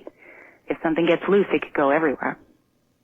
Well, if the Russians are working on these things... Or were, yeah. Or were. And the Chinese are. And I think they probably are as opposed to were. Mm-hmm. Don't we have to be? Vigilant? Well, no, I didn't say vigilant. No, if they're working, if other people are working on these things, then don't we, in a way, we have to work on them. We might not say we're working on them. We might say we're working defensively, but there are offensive aspects to this kind of work as well, right? I think so. That's one of the places I didn't get into, Art. I applied for a job at the United States Army Aeromedical Research Center. And I didn't get in there. Darn it. I ended up flying helicopters instead, or flying in helicopters, which was a lot of fun, doing helicopter crash investigation. But I tried to get in there because I thought, now what are they doing? Right. You know, is it good? Is it bad? Well, I mean, they have to be actively coming up with defenses if they know Russia or whoever is working on these things. And in that effort to get a defensive against it, you have to be able to create it, which means you have to have it. Hold on, Bonnie, we're already at the top of the hour. My guest is Bonnie Ramthun. She was a war gamer for the Department of Defense. We will be right back, I think. K-Y-N-E, the sound of the valley. K-Y-N-E.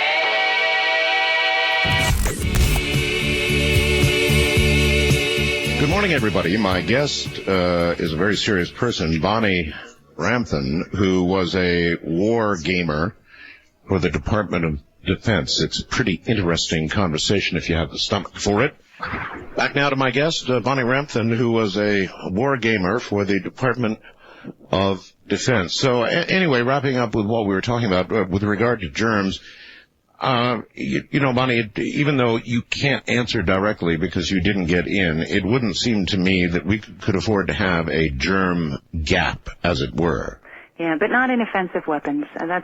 Well, is that my optimism, or is that, what is that? What is that? I know that our response to a weapon of mass destruction is the one weapon of mass destruction that we acknowledge, which is nuclear weapons. If they release smallpox, we do not have a game plan where we release super smallpox against them. We nuke them. Now, that's not a very pleasant thing to think about either, but that's what our national policy is. And I prefer that. In a war, there's somebody developing germs somewhere. You know, in a war scenario of that sort, let's say we got attacked biologically. Yes. With something awful, Ebola-like, whatever. Right. And we responded, let's say it was Iraq, and we responded with nuclear weapons. What would be the consequences of that, do you imagine, in the games you play? What in other words, how many dead would there be in Iraq? How much territory would be unlivable for how long? That sort of thing. Would others likely get involved, or would they stand back on the sidelines, saying, we don't want a piece of that action, thank you very much? We don't want a piece of that. What the point of nuking back is not revenge. That's not the whole idea. The whole idea of launching a nuclear assault, shall we say, is to remove the possibility of them hurting us again. Right. So you don't nuke to kill people, you nuke their facilities. Our nuclear response against, let's say, Russia, even during the big bad days, was not to target their cities, their population centers, but to target their missile fields, to target their I remember the Russians saying they had every town and city over 50,000 targeted. Yep. So yes, they did. Kind of a different policy. It was a different policy, and That was their whole mutual assured destruction stance. Lots of people think that we had a mutual assured destruction pact with Russia. It was like, nobody's going to nuke, you're not going to nuke us because we've got our nukes aimed at your women and children, so don't fire at our women and children. That's mutual assured destruction, and that's just so morally bankrupt. I can't even imagine anybody subscribing to that theory. Well, but a lot of people say that the MAD scenario is what prevented nuclear war through all the bad times. Yeah, now, I personally don't agree with that. You don't? Nope. Nope, because we really didn't have a mutual assured destruction. They did. They targeted our civilian centers because that's their. And you're saying their political system. You're saying we didn't target Moscow? Oh, we targeted Moscow, but Moscow is a military target, and yes, there are civilians living there, but we didn't target. Stalingrad. Like the equivalent of a Los Angeles. The city center's St. Petersburg. That's Stalingrad, right? Yeah, it is now. Where, by the way, I must say, a lot of Russian. I've been there. There's a great deal of Russian treasure there, as well as, of course, inside the Kremlin. I was inside the Kremlin. God, have you been there? No. I was not allowed to go there. No, they had lunch for me at the Kremlin. It was great. Wow. And they've got a lot of jewels and a lot of treasure, both in Moscow and what used to be Stalingrad now. So we wouldn't hit secondary targets of that sort then. That's the idea. The idea. And I watched it happen. In a military wargaming sense as opposed to reality. I watched where Blue launched and where they landed. The concept is very precise, limited strikes that would remove their capability of launching more nuclear weapons. On the other hand, what you really want to do is prevent them from getting their nukes into this country, and then send in the Marines. Let's send conventional forces over. We don't need to nuke Baghdad. We can take Baghdad with conventional forces. What we do need to prevent, if they release smallpox on the world, let's say, is we need to prevent them releasing a secondary, let's say Ebola or, a flu like in the Stephen King book. So you believe that one major attack would be, in the minds of our president and the allies, justification for a nuclear response? That's what they say. Uh-huh. Yeah. And I've played war games where we did, and I've played war games where we didn't. And how did they turn out? In those situations, we always won. We always won. And if we kept it from cascading, and you know exactly what I mean by cascading. Yes. Cascading is where India decides, hey, they're not looking, I'm going to nuke Pakistan. Let's get Pakistan and the problem. How much of that went on, that cascading effect, during those games? Yes, we played several games where we had a cascade. Where India and Pakistan are busy throwing nukes at each other, and China gets into it, and then China decides to launch towards us because they think we're coming in on, one of those horrible situations where everyone's trying to settle things down, and it's a mob situation. Everything gets worse and worse. We did play those games, but I don't know. Well, how did they come out, Bonnie? Once the Soviet Union went down, now China does not have the same capabilities that the old Russia did. Russia bankrupted itself building nuclear bombs. Right.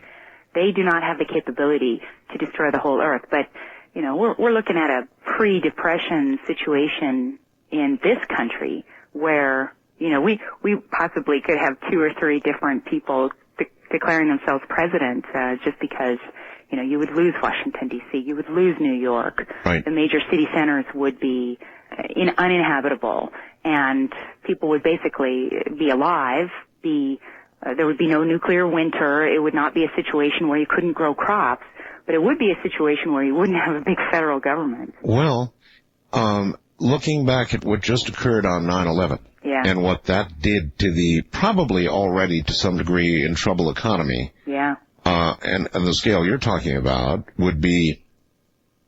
Oh, it's the worst, Art. You'd still have to pay your mortgage, but your 401k would be gone. I mean, what worse situation? You still have all your debts to pay, but the stock market's been nuked. It's a not a good situation.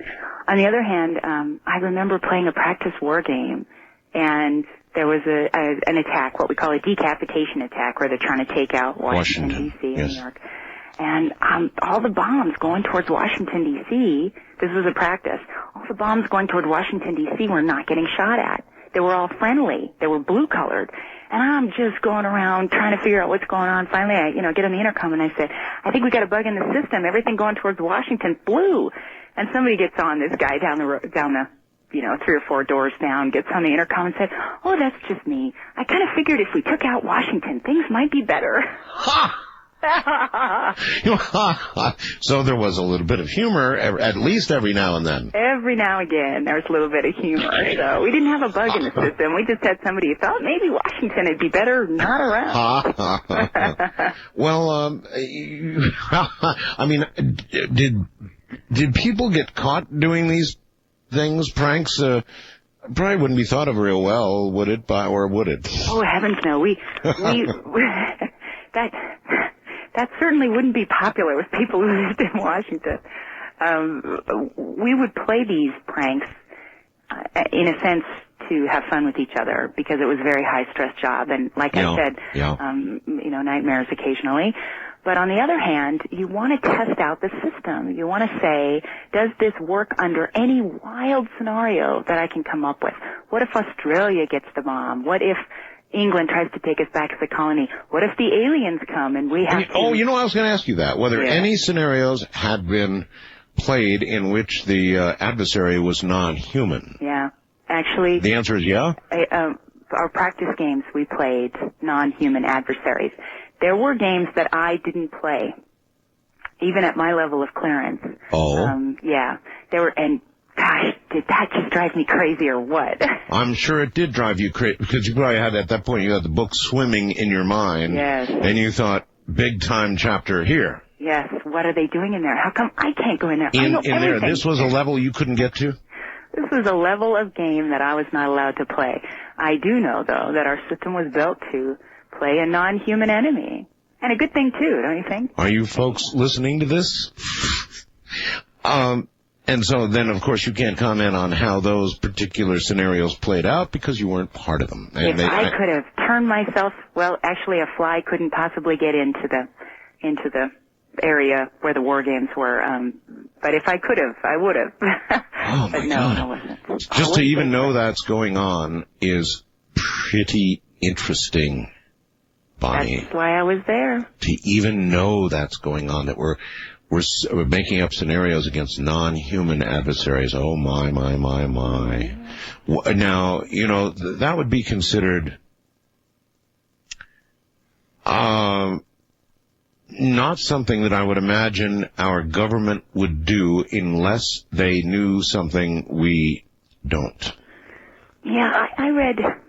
Is that logical or not? I think that's absolutely logical. In fact, my second book, Earthquake Games, is kind of the opposite take on Ground Zero. In Ground Zero, my characters worked on a government project that does great good, which is missile defense wargaming. It's this incredibly good thing to shoot down nuclear missiles. Right. But I could also see how a government project could do evil, because I knew that my project was in this area that nobody could get in except those of us with this particular sort of clearance.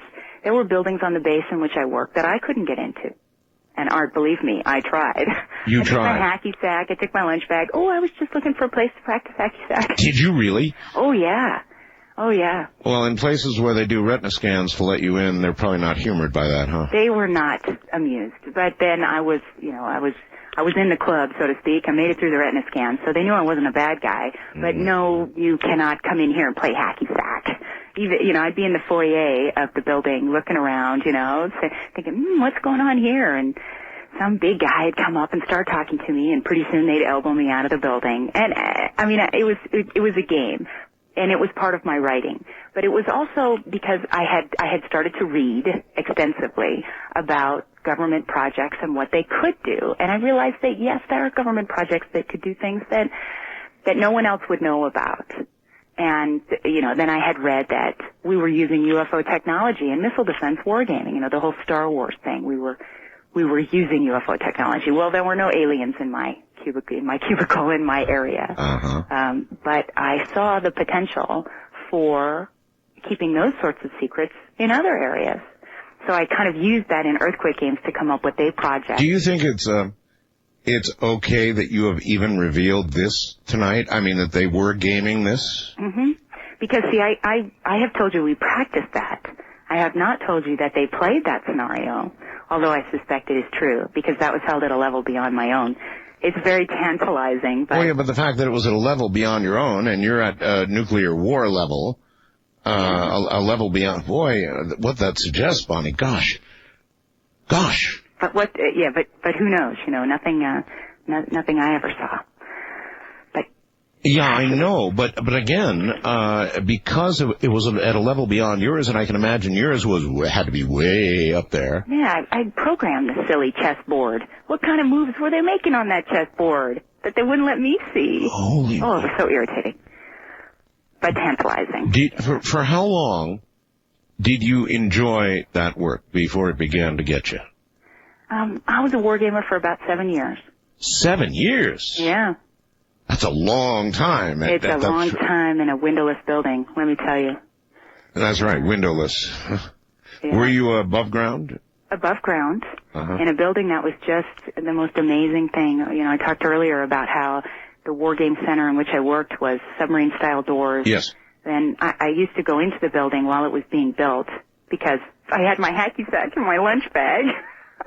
I just wanted to see what was going on. The core of the building it looked like something right out of Aliens, where she goes down and fights the mother alien. You're kidding. No, of course, it was built to withstand a nuclear attack. I see. At a distance. Obviously it couldn't take a direct hit, but it was built in a sturdy fashion. In other words, they felt you would have to, after a nuclear attack, you would have to keep playing games?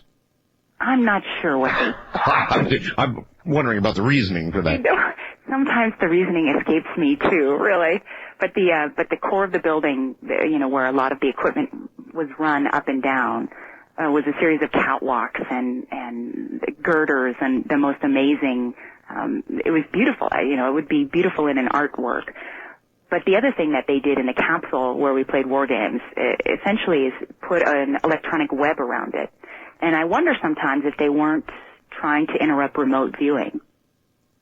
Do you? Yeah, I do. Because, as you know, there was a 20-year U.S. government remote viewing project. Right. And they know damn well the Russians and the Chinese are both still actively engaged in that. And so you think that might have been, or you're just sort of speculating here? It's a speculation, yes. I don't have no, I didn't get told by any of the engineer guys that's what they were doing. But I looked as it was being built. I was in there, with my lunch bag, poking around, and they had electronic wiring throughout the girders around the area where the War Game Center was being built. Then, of course, there was the submarine-style doors what in the heck was the point of submarine-style doors? I'm trying to figure that out myself. There were contrasting copper metal plates that meshed with each other as the door opened and closed. Oh, you're kidding. No. No, you're obviously not kidding. Yeah. Big, heavy doors, contrasting copper plates. And of course, then I read a little bit about remote viewing because I thought, this is more than trying to intercept electronic surveillance. Obviously, a satellite's not going to be able to see into this building. There's no windows. Good and point. There was no way you could park a truck and aim a dish anywhere nearer than half a mile away. Good point. So what were they doing? Then what were they protecting against? Yeah, interesting stuff. Well, and I know that remote viewing was successful. The Russians did quite a good job with it.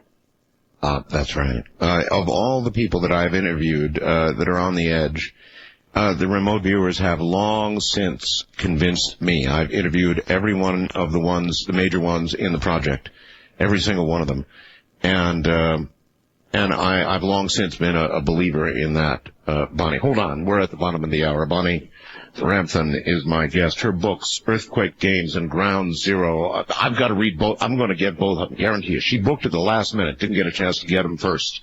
But I'm going to get hold of them. In Bonnie's work, when the missiles and the streaks began to appear coming over the pole, the big one, they called it the hand of God. I'm going to have to think about that for a while. Hand of God. Maybe so, huh? Well, if you're like me with these kinds of books, these are two books, I mean, you're just going to have to go for. And I checked Amazon.com, 5-star all the way. Earthquake Games, Ground Zero. Both of the books, if you'll go to my website, artbell.com. Yeah, the blue screen of death is now up there, folks. If you'll go to artbell.com, under tonight's guest, there are going to be links to both of these books. Extremely reasonable at Amazon.com, as always, and these are my kind of books. Bonnie, I want to ask you about two contemporary things. You know, we've been through the Cold War and the partial wars and all the rest of it as far as the gaming is concerned. Yeah. Because there are two things going on in the world right now that demand my asking you about them. One, of course, is the Middle East. Now, biblically, I guess that's where Armageddon's going to occur, and if you watch the news lately, it seems like the fat lady's beginning to hum, and I don't know how much more the Israelis are going to take. I know that they have nuclear weapons buried in the desert. I think that's pretty common knowledge, and I think their backs are getting pretty far up against the wall. Now, how many scenarios did you run on the Middle East, Bonnie? Many. Many? Yeah. You know, what is it about the earth over there? It generated the world's greatest religions, but it just seems to also generate unending war. That's right. Many of the scenarios would begin in the Middle East, and some of our cascading scenarios would start in the Middle East. In the Middle East. Yeah. That's still not out of the question, is it? Because, of course, if Israel became involved to the nuclear level, not out of the question, that would no doubt involve us in some way rather quickly. And then you don't know about the Russians anymore, depending on what begins to happen to some of their friends. And the Chinese as well. And the Chinese. So if there's somebody who's willing to kick them when they're down, you would not want to be a country vulnerable around China, I would think. Speaking of us or anyone else in the area. What do you think the United States would do if the Israelis used nuclear weapons? I have no idea. I know that in the scenarios that we ran, the nukes were not used by Israel, but used by us. By us. Yeah. Well, in fact, if you look at, for example, the Gulf War, it somehow we kept Israel out of it. I don't know how we did that. I still don't know how we did that. There must have been some fancy dancing going on because we kept them out of it. And they were in buildings with gas masks. I mean, it was that bad in Israel. And we kept their hand down and took care of it ourselves. Right, in order to quiet the rest of the Arab world so that we could kick Saddam out of Kuwait. Precisely so. But Israel is more and more up against it right now. Yeah. And it could turn from what it is right now into a full-fledged war. It's like dry timber just waiting. That is exactly the image I had. They got a big puff of cotton over there and everybody's striking matches. When is it going to go up? Yeah. I'm not sure what would happen. I think that the entire intent is to keep things from going nuclear.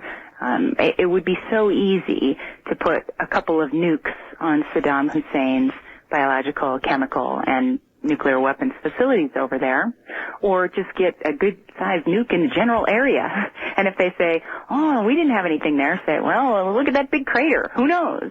I mean, that's an easy solution, isn't it?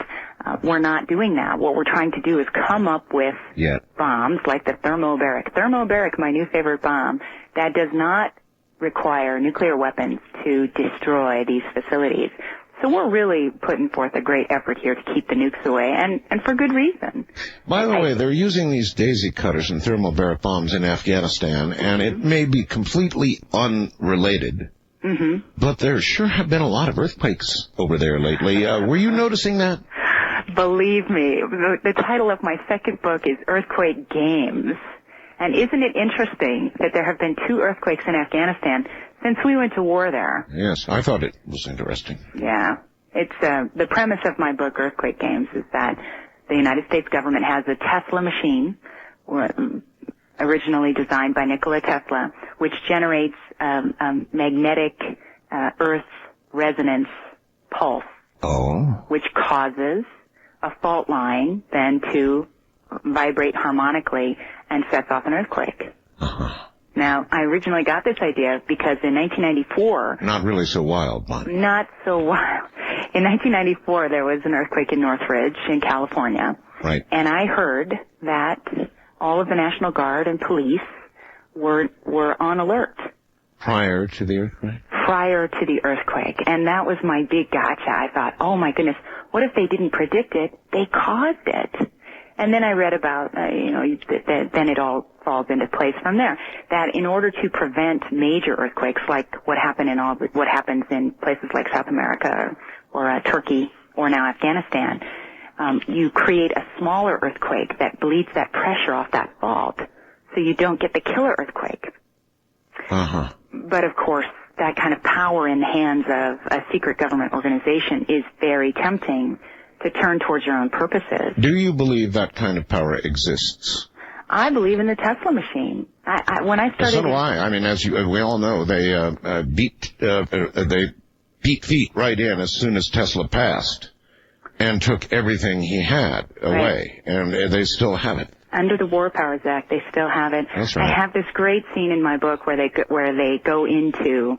And my CIA analyst, of course, who has the requisite clearances, goes into this labyrinth world to find the Tesla files. It was so fun to write as fiction because it's so close to reality. Yeah. They have all the Tesla files. So my book came out, Earthquake Games, and while I was doing, the first series of publicity on the hardback, there was another earthquake. Yeah. And it was January 13th, 2001. Over Martin Luther King Day weekend. Correct. The January 17th, 1994 earthquake was on Martin Luther King Day weekend. And I was thinking, wow, either nature has an affinity for Martin Luther King Day, or there's something to this. Yep. It was a lot of fun to write the book, but the more I delved into it, the more I realized that it parallels reality almost too much. Almost too much, right. All right. Let's try this one. The buildings came down in New York. The Pentagon was attacked by yet another plane. Mm-hmm. And behind this, it is said, in quotes, is Osama bin Laden. What do you think you know about Osama bin Laden, and what should we, if you were wargaming the scenario, knowing what you know now about Osama's willingness and capability, what kind of gaming would you be doing about this? We actually gamed this scenario. Excuse me? Except with nuclear weapons and not with planes. And believe me, while I was weeping with the rest of the world over what happened, I couldn't believe that we never thought of that and that we never gamed aircraft. Of course, I also know that in 1985, was it during the Reagan administration, a airliner was shot down in the Persian Gulf. It was an Iranian airliner. That's correct. That had some problem with their communication systems, and our aircraft carrier shot it out of the sky. I think it was an Aegis-controlled system that shot it down. That's what is it. The Aegis system. Aegis systems can shoot down missiles. They can shoot down aircraft. Kind of like one by my house, really. And, usually you wouldn't expect the Aegis system and those running it to make that kind of a mistake, would you? No, you wouldn't. On the other hand, this was a major threat to an aircraft carrier. It is the right and province of an aircraft carrier to kill things that are coming to kill it. Yes. They made a huge mistake. They killed a lot of innocent people. And so in response to this, there was an executive order signed. Gosh, don't you love those executive orders? Yeah. That only a presidential directive had to be signed in order to shoot down an airliner. It was in effect on 9/11? Yeah, it is no longer in effect. Bush rescinded the order. Yeah. So we gamed 9/11. It's called a decapitation attack. And what you do, and they used airliners, which is quite unconventional of them, but brilliant. They use airliners to essentially do what we've gained in a nuclear sense. You take out Washington, D.C., the Capitol, the White House, the Pentagon. You take out the financial district of New York. Right. Then you take out several city centers, such as Atlanta, and what's the other one we always came to? Of course, Colorado Springs, because that's got the NORAD and wargaming missile defense, and Peterson Air Force Base and the Air Force Academy. So that's definitely ground zero. And several other city centers, and then that's it. How about Nellis Air Force Base? Was that a zero? No. Mm-mm. No. You would think that Nevada would be a target, but that was not one of the... How about our test site in Area 51? Right. I would think that you'd try and cover the waterfront there in Nevada, but for some reason... it was never part of it. Right. It was not a decapitation attempt. I believe the reasoning behind that was basically in Nevada you had all of the pawns, not the major chess pieces. You have to have the king and the queen on your chessboard in order to direct those pawns. So why take out Nevada when they are pawns? Now, this is a philosophy, the decapitation attempt is a philosophy that comes from people who believe that you have the ruling elite and then a bunch of peasants. So once you knock off the ruler, like what happened in Afghanistan, then everybody descends into tribes and they fight each other, which is not really what America is all about. But that's the concept. So what they did on 9/11 was they failed in a decapitation attempt. They hit the World Trade Center first, which allowed the alert to go out. They grounded the planes so the other terrorists on the planes were not able to complete their missions. And then, of course, the airliner that crashed into the Pentagon may have been aimed at the White House, may have been aimed at the Capitol. And or the one that went down in Pennsylvania due to the heroic efforts of those passengers could have been headed for the White House. Most definitely was headed either for the White House or the Capitol building. Sure. Yeah. And who would have been president if they had succeeded in their attempt and they had taken out the White House, the Capitol, the Pentagon? I don't know, because I don't know where Dick Cheney was at the time. Right. And if the president had been in the White House, they didn't know he wasn't. But if he'd been at the White House and they had taken out basically the first 3 or 4 in the command structure, you might have 2 or 3 different people, like a guy in a bunker in Omaha saying, I'm the president now. You might have. Now, do you remember there was a very interesting sort of story that hasn't been reported on much since it occurred, but the president, of course, I believe was in Florida, yes, got on a plane and went hop, skipping, and jumping all over the place in the strangest way during all of this, and there were reports of credible threats against Air Force One. Mm-hmm. Do you remember all that? I do. And there was no, there was reason to believe, certainly I would have believed that if they were doing an attack like that the secondary wave might have been a suitcase nuclear bomb. Yeah. So, don't go back to Washington, D.C., Mr. President, because there may not be one if we go back there. So he forced them to go back to Washington, D.C. in the evening, basically to say, to show that he was not a coward, that he wasn't being hidden in some bunker somewhere. Yes, but for a while some strange things went on, and later sort of denials and confirmations of it, then denials, and something weird happened there. Right, and I've played war games where I've seen... It's so interesting to watch what happens when you apply pressure in unexpected ways to people who are used to dealing with A, B, C, and D, and you throw them W. Right. Then sometimes they don't really panic in a sense that you or I would panic, because these are trained military men and women who've been to the war college and everything.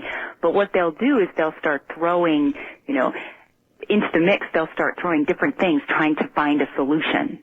They'll start fitting those puzzle pieces in. Okay, what about this? Okay, what about this? What about this?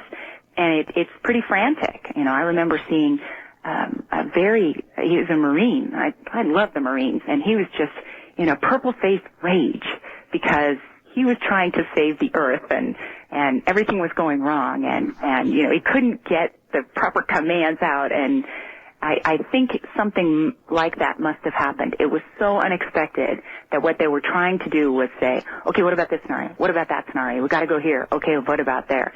And then things started to settle down a little bit. So you think what we saw was a state of official confusion? I don't know if confusion is the good word, or more of so many options. Well, confusion as a result, though, isn't a bad word either. Yeah, I guess not. Just All right, a dangerous word. Confusion. Okay. All right. So, Osama bin Laden, do you believe that we have decapitated Al Qaeda? Or do you think that there is significant threat? I mean, the government certainly seems to think there is continuing significant threat. I do too. You do? You do? Oh, I do. I think there are terrorist cells in this country, and our government. I'm really a fan of our military. I think our military is doing a really good job in Afghanistan. As far as the government agencies in this country, I'm not real confident that they're doing a good job. For example, the flight certificate approvals that were given to 2 of the dead terrorists by the INS. Yes, yes. You know, that when people say, oh, the FBI is on top of all those terrorist cells, oh, really? How about the ones that we know are already dead? And they're giving approval for them to take flight lessons in this country. That's not very encouraging. I think that Al-Qaeda was supported by some state.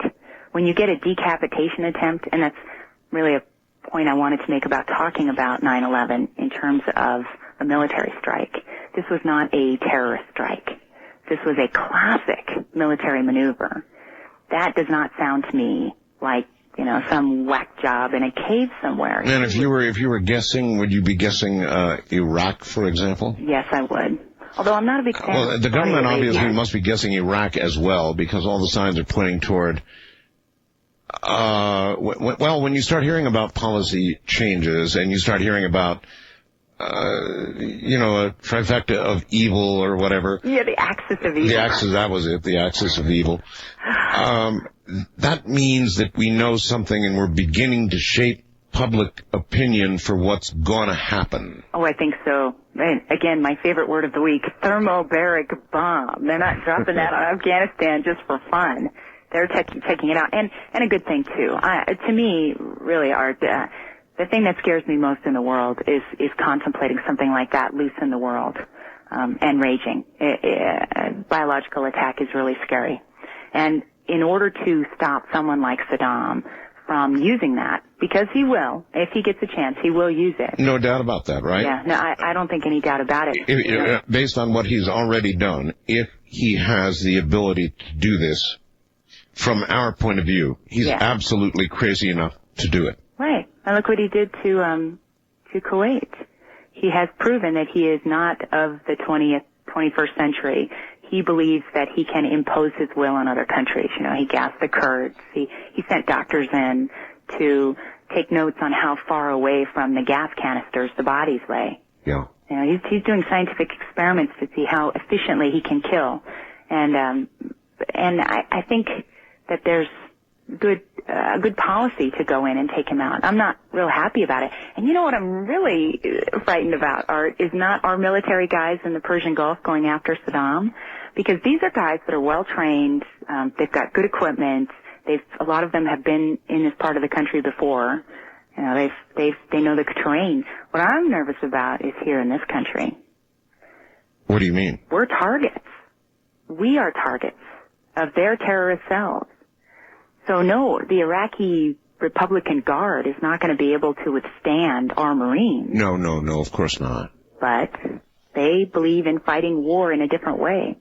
They've already proven that. They certainly have. Hold on, Bonnie, we're at the top of the hour. We will open phones shortly. I'm Art Bell. Bonnie Ramthun, who was a war gamer for the Department of Defense, is my guest. Once again, here's Bonnie Ramthun. Bonnie, again with Saddam, you really expect that within, say, a year, within 6 months, thermobaric bombs are going to be going off over there? Hopefully, yes.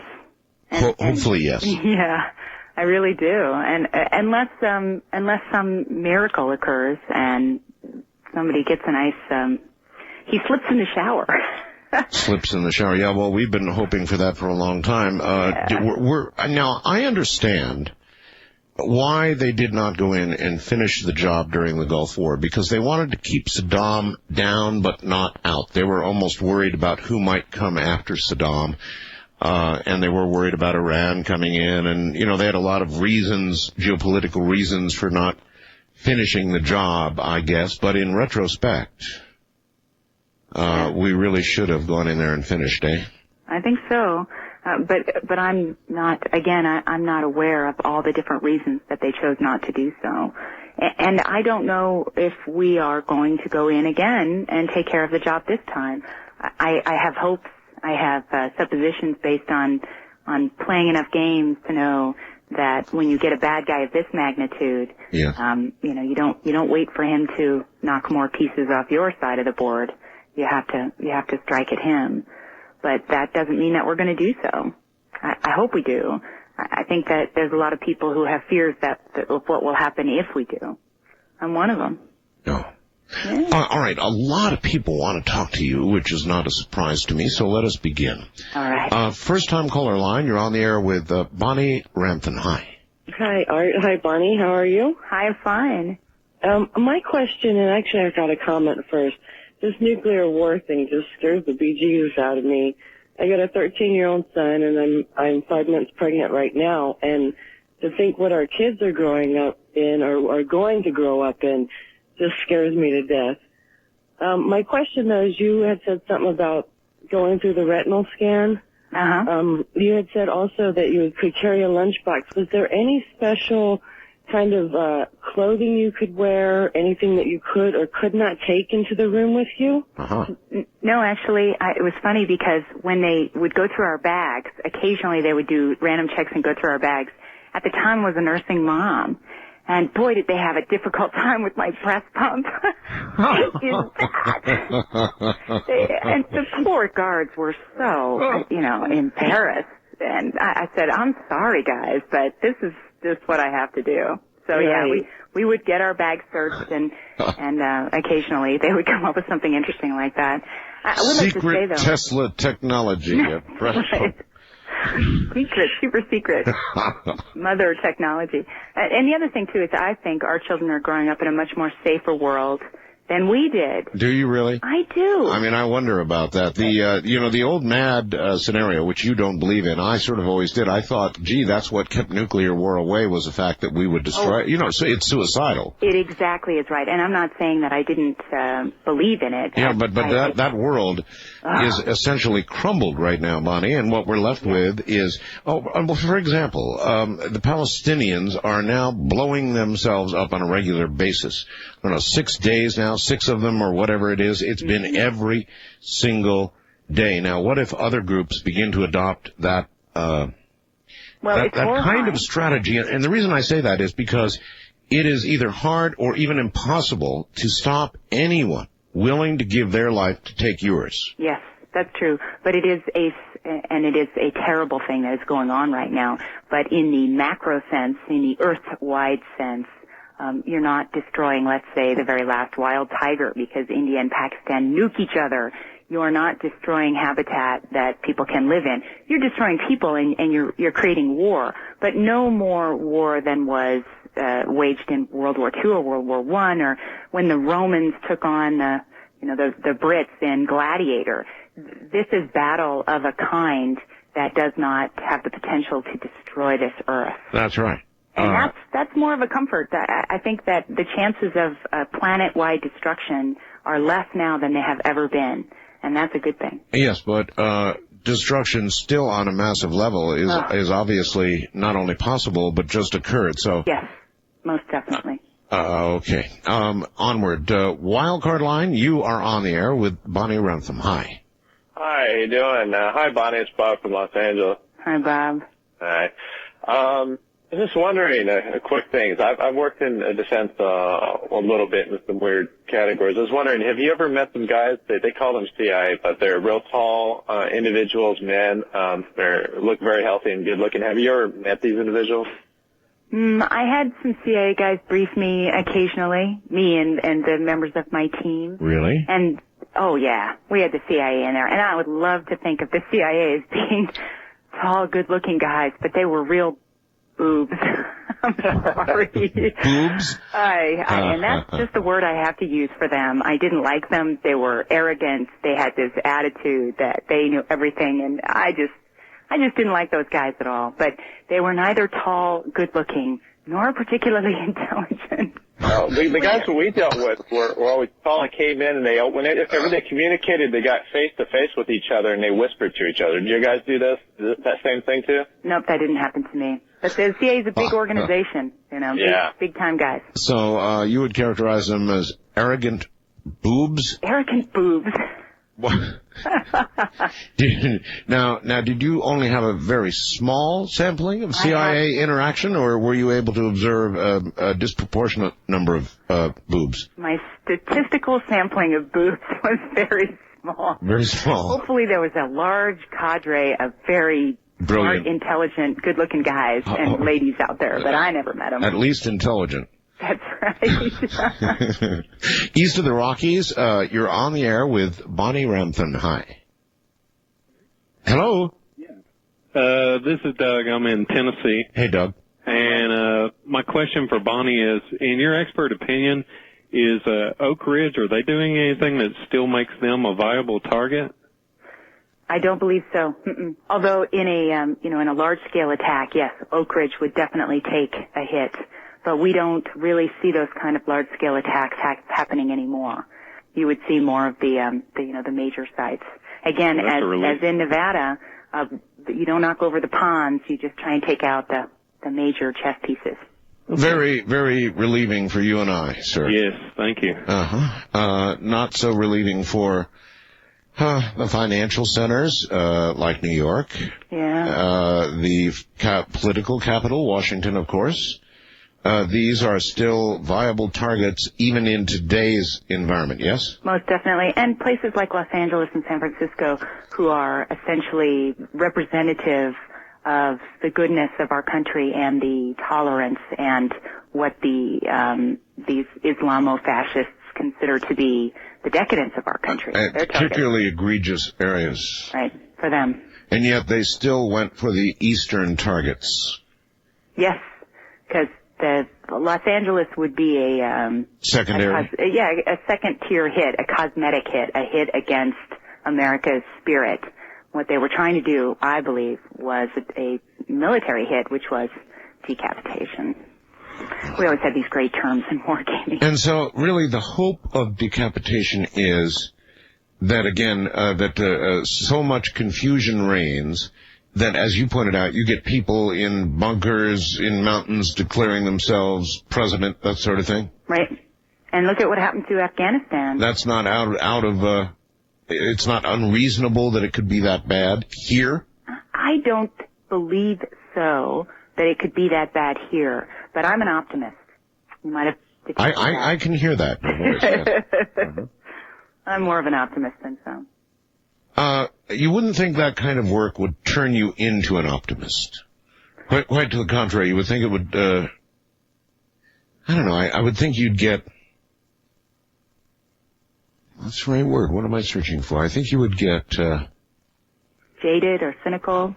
Cynical, really cynical, yes. Or pessimistic about the world's chances. Absolutely. Instead, I really felt like I was going into the phone booth and putting on my Superman costume. I mean, by percentage, Bonnie, how many of these war games that you played out, these real serious ones, ended up in peace and love and roses?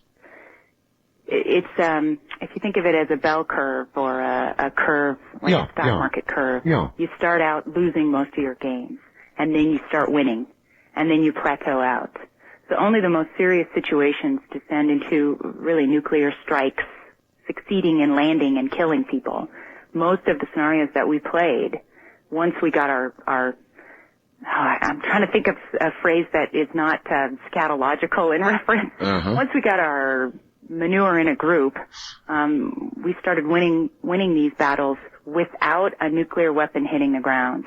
And that includes our own.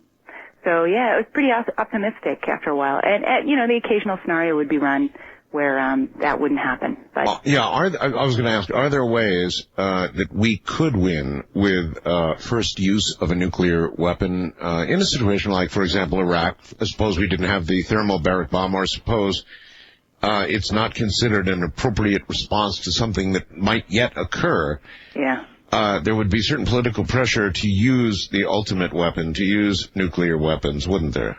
You mean us using the bomb first? Yeah, sure. I mean, for example, if we were attacked biologically, not beyond reason at all. In fact, they seem to be expecting it. Wouldn't there be an awful lot of political pressure not to just detonate some sort of fuel air bomb, but to detonate the real McCoy? Yeah, I think there would be. And in fact, although we never played a war game where we struck first, in the military sense, in our practice war game, we go psycho all the time. And the war can start on launching first. Oh, really? And you always win those wars. But who wants to be the first one? In fact, but you said you said you always win those wars. So when the first strike, and I don't know. I've heard different rumors that we have sworn off first strike. Yes. And then I hear that we haven't sworn off first strike. I don't really know. We've sworn off first strike as an offensive weapon. What we have not sworn off is striking in a nuclear sense against a weapon of mass destruction, which is biological or chemical. So if they hit us with a big chemical weapon, it would be a first nuclear strike. Then, it would be, our response perhaps might be nuclear, but that would not be considered a first strike. That gets into all the little politics of words, the meanings of words. In the scenarios that you run in those cases, when you game that, how many times or what percentage of the time or on your bell curve does it get out of control, or what percentage do we win? With first strike? Yes, ma'am. We never played first strike with the military, only the practice sessions.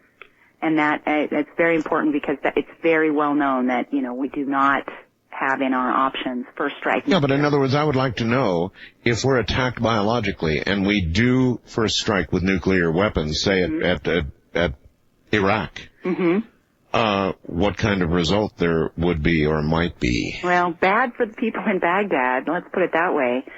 Good for us in the sense of it does not cascade.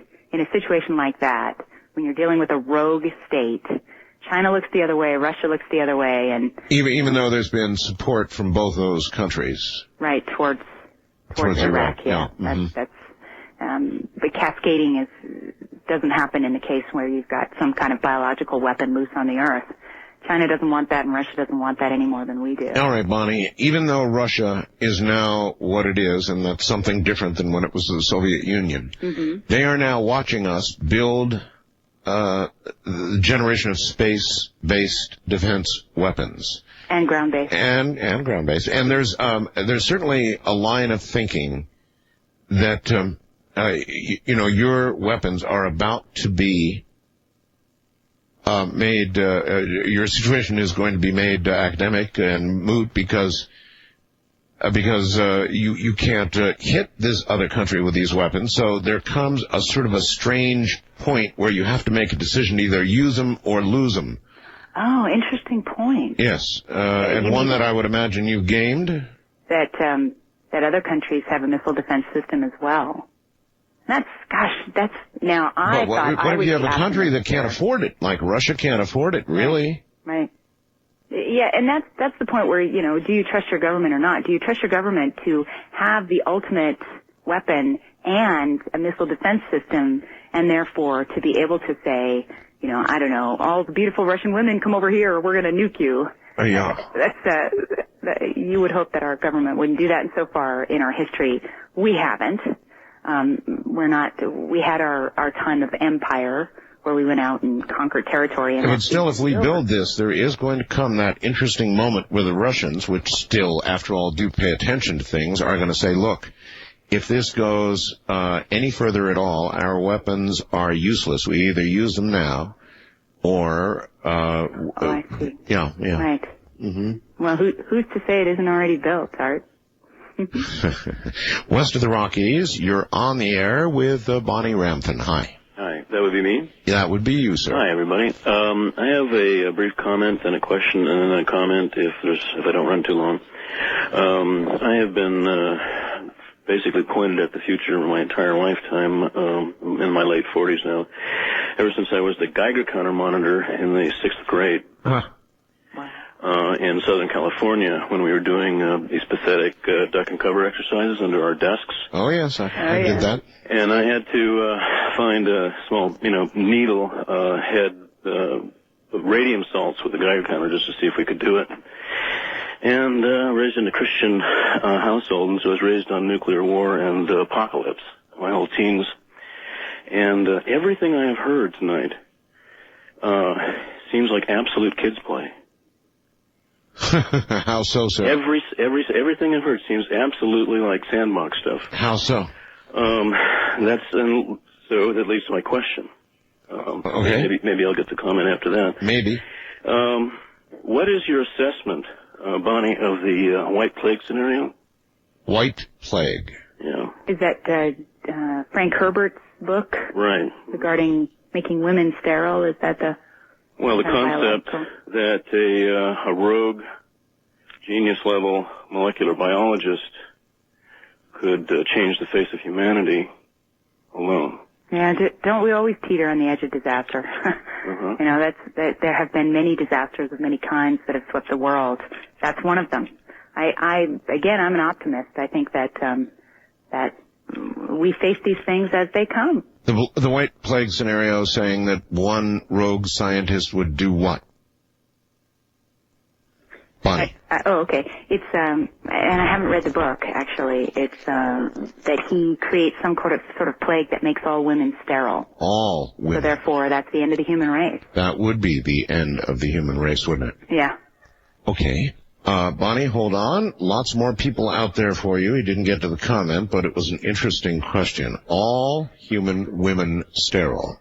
That would do it in a generation or so, eh? Once again, Bonnie Ramthun, who is a war gamer for the Department of Defense. Strange job. Really strange job. Bonnie, you have many times made an analogy between chess and war gaming. Yeah. Do you play chess? I used to. Kind of gave up on it. My life's been a little busy. Why do you think that most chess players are men? Well, men are hardwired to be better at spatial relationships, just as women are hardwired in other ways to be good at other things. They're just better at it. We certainly had female war gamers, and we had military people who played war games. And did the female players play in a different way? Yeah, most definitely. Really? Yeah. Although, they weren't saying, we must save the children. They were quite willing to, to fight the battle. But women have different ways of looking at things, and that's why it's good to have both women and men fighting a battle, because they have.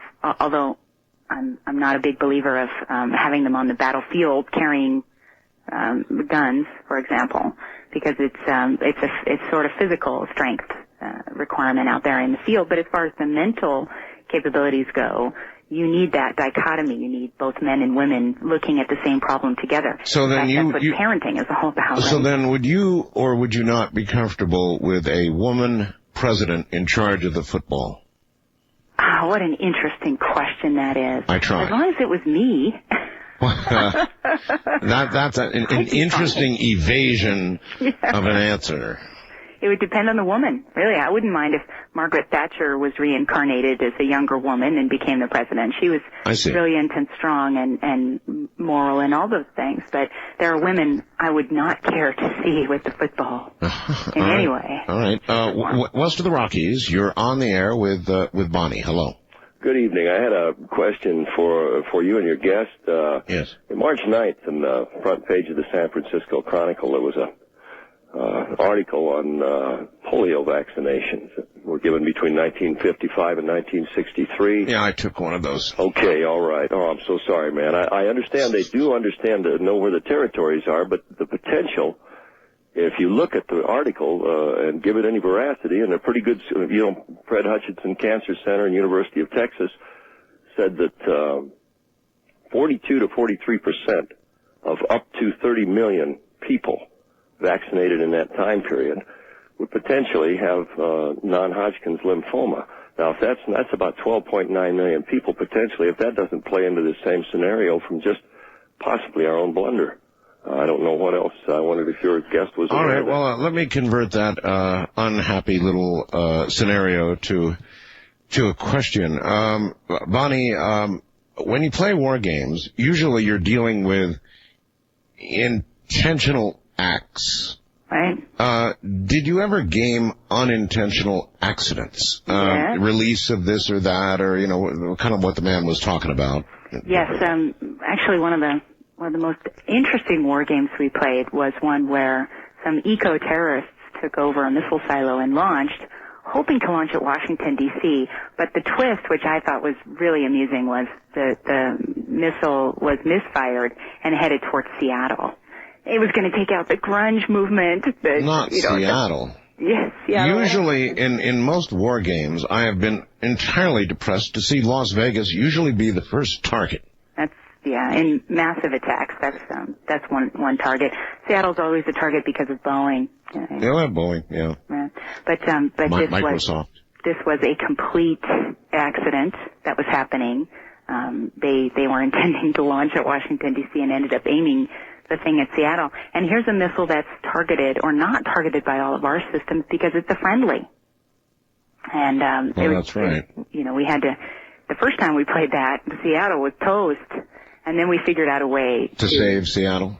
Well, we figured out a way to say our missiles now are bad guys. Let's shoot them down with our own missile defense system. And in fact, we had a situation where the incoming attack was coming. We had started to, the blue guys had jumped the gun again and were launching back. We shot down all the missiles coming in, and then we turned right around and shot down all the missiles going out. Oh, really? Yeah. Oh, no, isn't that interesting? Isn't that an interesting scenario? Yeah, because, once those missiles impacted in the country are outgoing, then they would turn around and launch everything they had left. Gotcha. So we shot them down ourselves.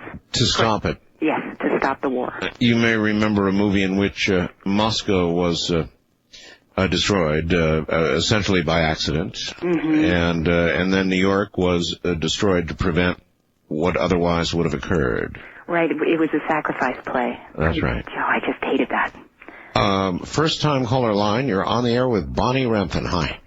Hi, I was listening to a senior fellow from the War College, John Pelletier, and he said we have to be very on guard against a massive disinformation and propaganda campaign building up for a pretext to attack Iraq. And I'd like to mention a couple of double standards here where the United States government is hoarding more weapons of mass destruction than the rest of the world combined.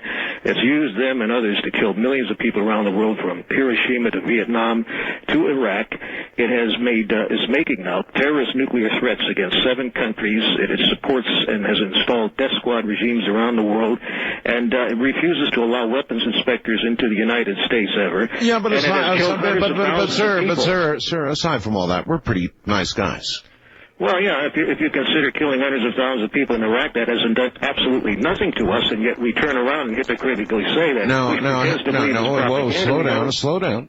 Who's to say they've done nothing to us?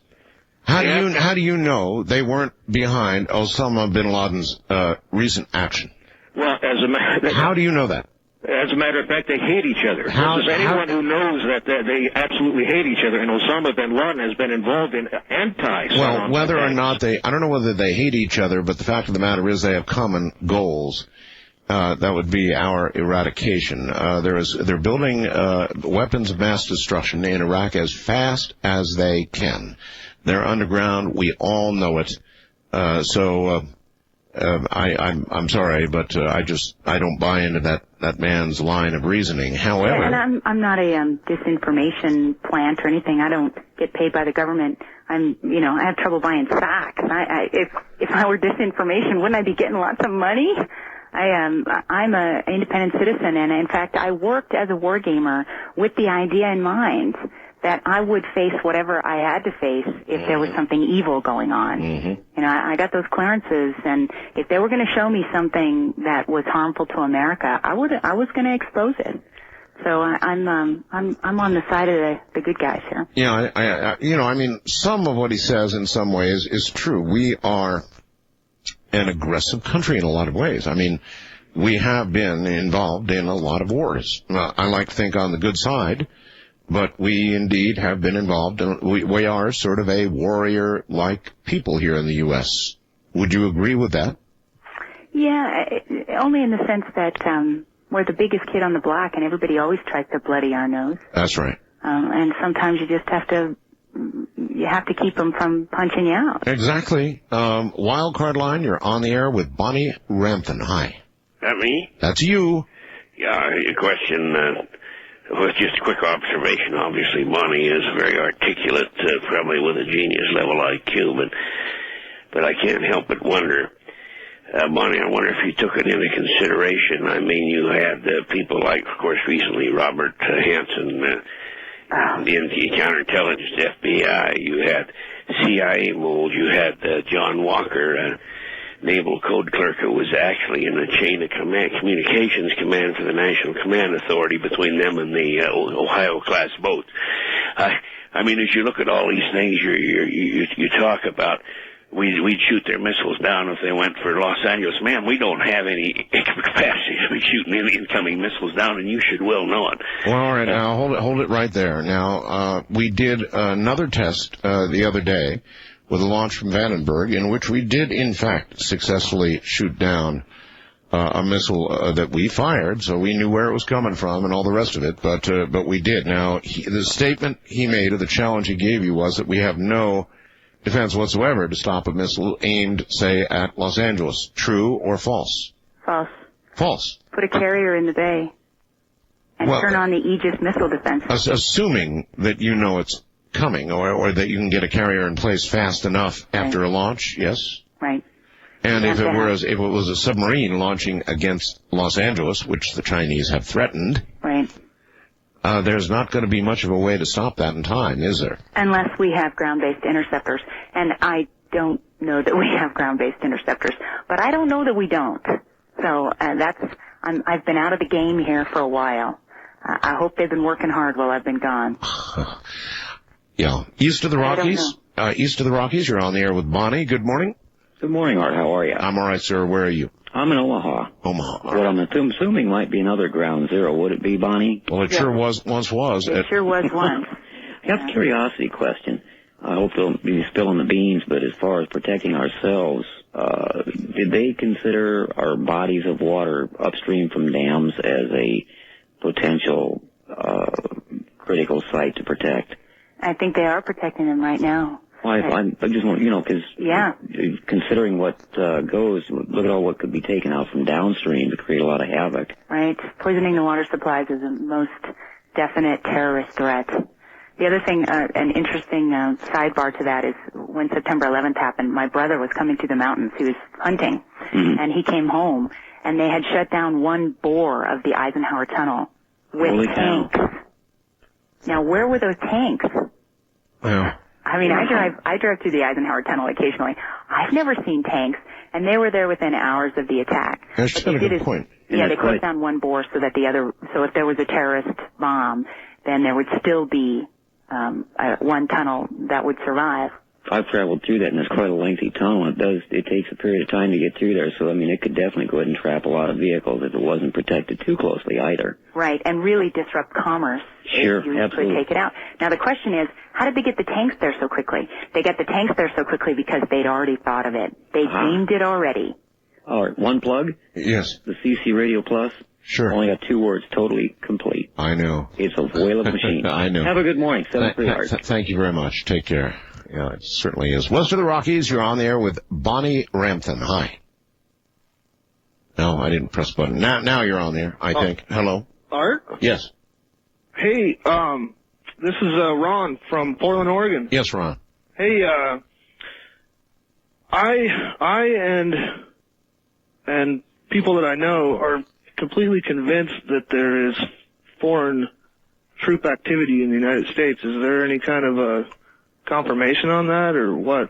Well, there's foreign troop training going on here. I'm not aware of any invasion force, although the other thing that might be argued is that there are cells here that wish us ill will and may still be here. And I think if you listen to the government and what they're saying, Bonnie, you may agree or disagree, but there are clearly indications they are still here waiting to do something. Right, waiting for orders. Yeah. Hopefully being disrupted one by one, but we don't know that. As far as foreign troop activities in this country, that's out of my area. First time caller line, you're on the air with Bonnie Ramthun. Hi. Yes, hello, Art. Hi. And hello, Bonnie. Hi. My question, I've sometimes read in the past, the safest places to live, per se, short of global destruction, would you, Bonnie, have any clue through all the war games that you've played, where could possibly be one of the safest places to live? Oh, that's a good question. Safe places, short of all-out nuclear war, Bonnie, where would be the safest places? That's a really good question. In fact, the safest place in this country is pretty much anywhere. Even in the area of a nuclear detonation, we're still looking at a situation where the people in the blast zone would die, but we have enough infrastructure to save people out of the blast zone. So even if you were living in the outskirts of Washington, D.C., and they got off a nuke in the center Washington, D.C. area, many people would survive and would, in fact, they may be at higher risk for cancer later in life. But you're telling me about unsafe places. Where would be a really safe place, all things considered? All things considered, yeah, I guess what I'm saying is there's no place any safer than any other place. I was joking the other day about, just because they get a missile off that aim for Washington, D.C., doesn't mean it's going to land there. Well, it may land anywhere. So there's really no safe place. But there's no unsafe place either. Really, we're not talking about War Day or the Final Testament or whatever it was, Testament. No, that was a bad one. That was really a bad one. This is not the end of the world. Oh. This is a war situation like World War II. Where was it safest to be in Europe during World War II? Well, not very good to be in Auschwitz, but the movie I mentioned earlier that I've seen every movie in the genre, including Testament, and Testament, of course, it was so bad, Bonnie, and I love watching these movies. Testament was so bad. That's one that I haven't gone back to rewatch. That's how bad it was. Yeah, I'd have to agree there. Do you think that that scenario depicted in that movie is possible, or would have been possible in an all-out? Yes, it would have been possible in an all-out war, and maybe that's the reason I couldn't even watch it. I could not finish that movie. Oh, God, it was horrible. It was terrible.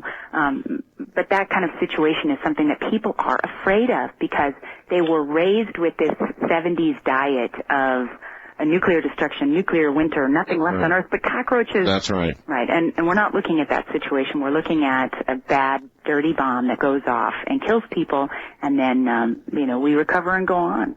All right. Wild card line, you're on the air with Bonnie Ramthun. Hi.